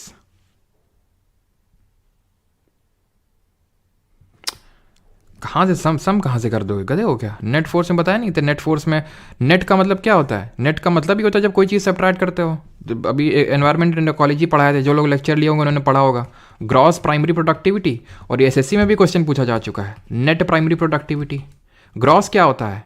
Gross होता है कि भाई कितना फोटोसिंथेसिस हुआ, प्रकाश संश्लेषण हुआ, उससे कितना बायोमास क्रिएट हुआ, वो पूरा हो जाएगा। नेट क्या होता है?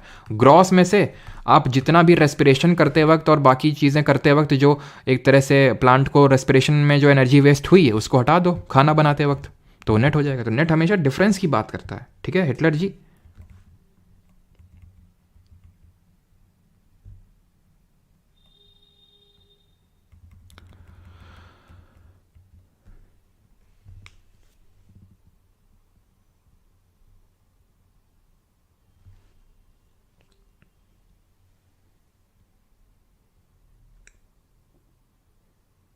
IB का आंसर ये क्या आ गया? हाँ आ गया। अभी तो आई थिंक लिंक जनरेट हुआ, लेकिन आंसर की नहीं आया। कि आंसर की भी आ गया है आई थिंक। सिर्फ अभी वही आया है, मतलब लिंक आया है ना?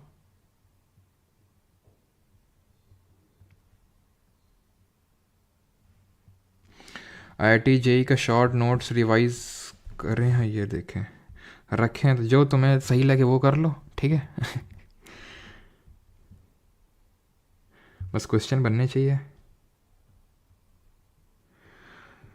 सर प्लीज़ इकोलॉजी के नोट्स दिलवा दीजिए, देखते हैं अगर होंगे तो मैं डलवा देता हूँ, वैसे तो प्रॉमिस तो नहीं कर सकता हूँ अभी। बाकी ठीक है, बाकी नंबर नोट कर लो भाई, ठीक है। जिन लोगों को कुछ क्वेरी वगैरह होती है तो इस नंबर पे आप सेंड कर सकते हैं, बिकॉज कुछ लोगों की होती है। तो द नंबर इज़ 6307286428। जिन लोगों को बैच वगैरह में एनरोल करना है तो परमार इसमें पहले मत मैसेज कर देना कि सर हमें बैच एनरोल करना है, तो क्या करें, तुम्हारे घर में आ जाए। मतलब कुछ लोग ऐसे मतलब एकदम ऑब्वियस से क्वेश्चन पूछते हैं कि सर हमें बैच लेना है, तो लेना है तो भाई क्या घर में आएंगे क्या देने, अगर लेना भी है तो, है ना। तो परमार एकेडमी ऐप इंस्टॉल करके कोर्स सेक्शन में जाके SSC GK 2.0 बैच होगा। कुछ लोग हैं रिकॉर्डेड बैच गलती से ले लेते हैं, लेकिन कुछ लोग होते हैं गलती नहीं होती है, जानबूझ के लेते हैं, फिर मैसेज करते हैं कि हमें गलती हो गई, हमें इसमें शिफ्ट कर दीजिए। तो मैं आपको बता दूं, ये गलती चाहे गलती से गलती हुई हो या फिर जानबूझ के गलती हुई हो, ये इस गलती की कोई माफ़ी नहीं है, यानी कि आपका बैच इस तरह से ट्रांसफ़र नहीं किया जाएगा, ठीक है।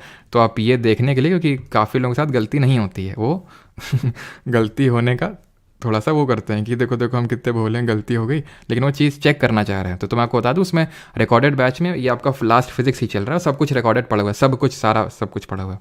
यहाँ पे क्या है, हिस्ट्री हो गया, पॉलिटी हो गया, फिजिक्स चल रहा है, बाकी धीरे धीरे इस तरह से लाइव फॉर्मेट में चीज़ें होंगी, यानी कि उसमें वो क्लासेस मिलेंगी जो पहले हो चुकी हैं, और अभी 2.0 में वो क्लासेस मिलेंगी जो डेली बेसिस पे ये शाम को हो रही हैं, वो वाली क्लासेस मिलेंगी। नोट्स दोनों में ही मिलेंगे आपको, क्लियर है। और बाकी तो सारी चीज़ें ठीक है। बाकी मैं तो अब यही बोलूँगा कि अगर आप फर्दर प्रिपरेशन कर रहे हैं एग्ज़ाम की, ठीक है, थोड़ा बहुत टाइम दे सकते हैं तो 2.0 में ही एनरोल करिएगा मेरे हिसाब से।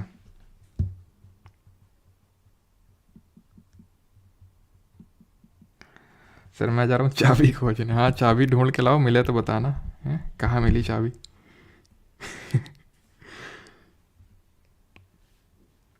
55 प्लस, अच्छा आ गई है क्या? आई थिंक, हाँ रुको रुको,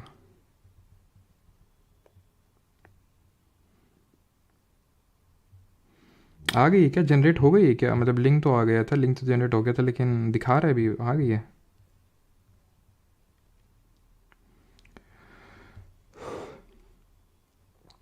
सर व्हाट्सएप पे कोई रिप्लाई नहीं कर रहा, एक सप्ताह हो गया सर, मैंने आपकी बहुत सारी रिकॉर्डेड क्लास कर ली है सर, बैच में नया हो, डाउट क्लास, डाउट का यार रहता तो इशू है, डाउट का कोशिश बहुत की है,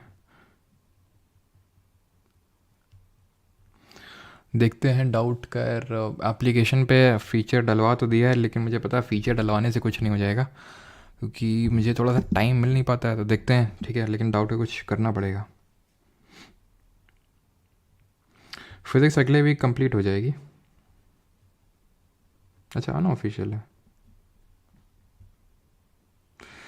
सीड गेमिंग CSIR का एथिक्स यार अब टाइम नहीं है, क्योंकि यार मैं एक दिन क्लास नहीं लेता हूँ ना, PYQ की क्लास नहीं हुई काफ़ी, मतलब 3-4 दिनों से, तो आज मतलब उसको बनाना पड़ा, ठीक है।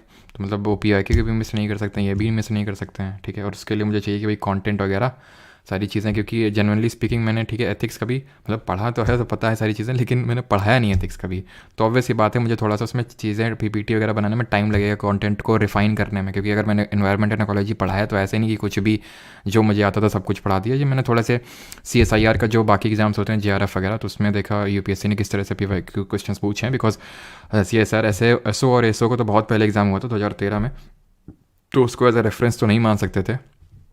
तो उसके बाद मैंने आपको कंटेंट दिया, फिर वैसे क्वेश्चंस करवाएं जो मान लो आपने पढ़ा नहीं है फिर भी कुछ भी, तो फिर कैसे क्वेश्चंस को अटेंड करना है, वो सारी चीज़ें मैंने करवाई। तो टाइम लगता है ना चीज़ों में, है ना। अब जैसे आप बोलो कि सर पॉलिटी का 1 शॉट करवा दो, तो कल हम बैठ के 5 घंटे करवा देंगे सुबह, लेकिन क्योंकि उसमें कुछ प्रिपेयर करना नहीं है ज़्यादा, सब प्रिपेयर रखा हुआ है सारी चीज़ें। अब उसमें क्या है, एथिक्स में सारी चीज़ें पहले देखनी पड़ेंगी, किस तरह से क्वेश्चन आ सकता है, किस तरह से नहीं आ सकता, बिकॉज कन्वेंशनल एग्जाम नहीं ना, कन्वेंशनल हो भाई PYQs है मेरे पास, तो मुझे पता है कि हाँ ये सारी चीज़ें हैं, तो मेरे लिए आसान होता है। कूपन कोड देख लो लवी सैनी, अगर लग रहा हो तो ठीक है। कल मैंने राम 22 दिया था, अगर लग रहा हो तो देख लो, नहीं तो फिर वो कल ही एक्सपायर हो गया होगा, अगर लग रहा हो तो देख लो एक बार।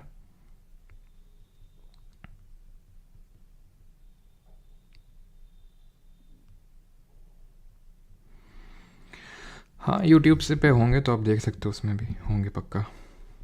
और भी लोगों ने पढ़ा रखे होंगे, सर शादी कर लीजिए टाइम मिलने लगेगा। अच्छा कौन? Donald Trump? बेटा ट्रम्प पहले अपने मुंह से सुपारी निकाला है ना सर ये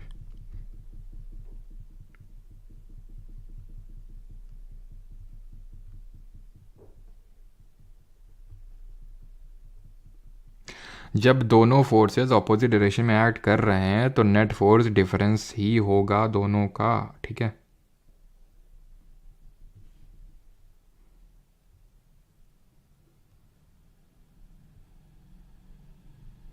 मतलब क्या? एक सेकेंड, डायरेक्शन टू सर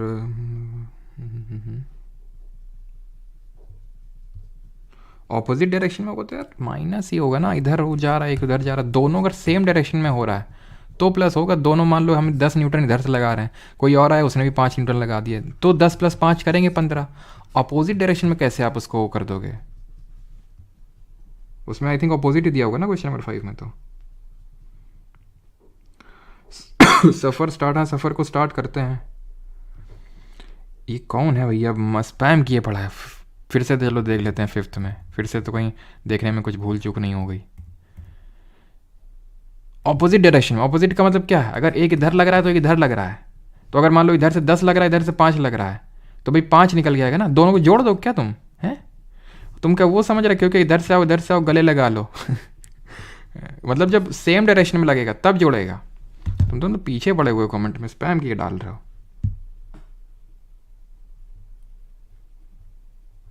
चलिए भाई थैंक यू सभी को। बाकी अगर मैं रुका तो अभी इसमें तुम फिर से सारे क्वेश्चन रिव्यू करवा ही लोगे एक एक करके सब में कुछ ना कुछ क्वेरी बता ही दोगे। चलो थैंक यू सभी को, मिलते हैं कल एट द सेम टाइम।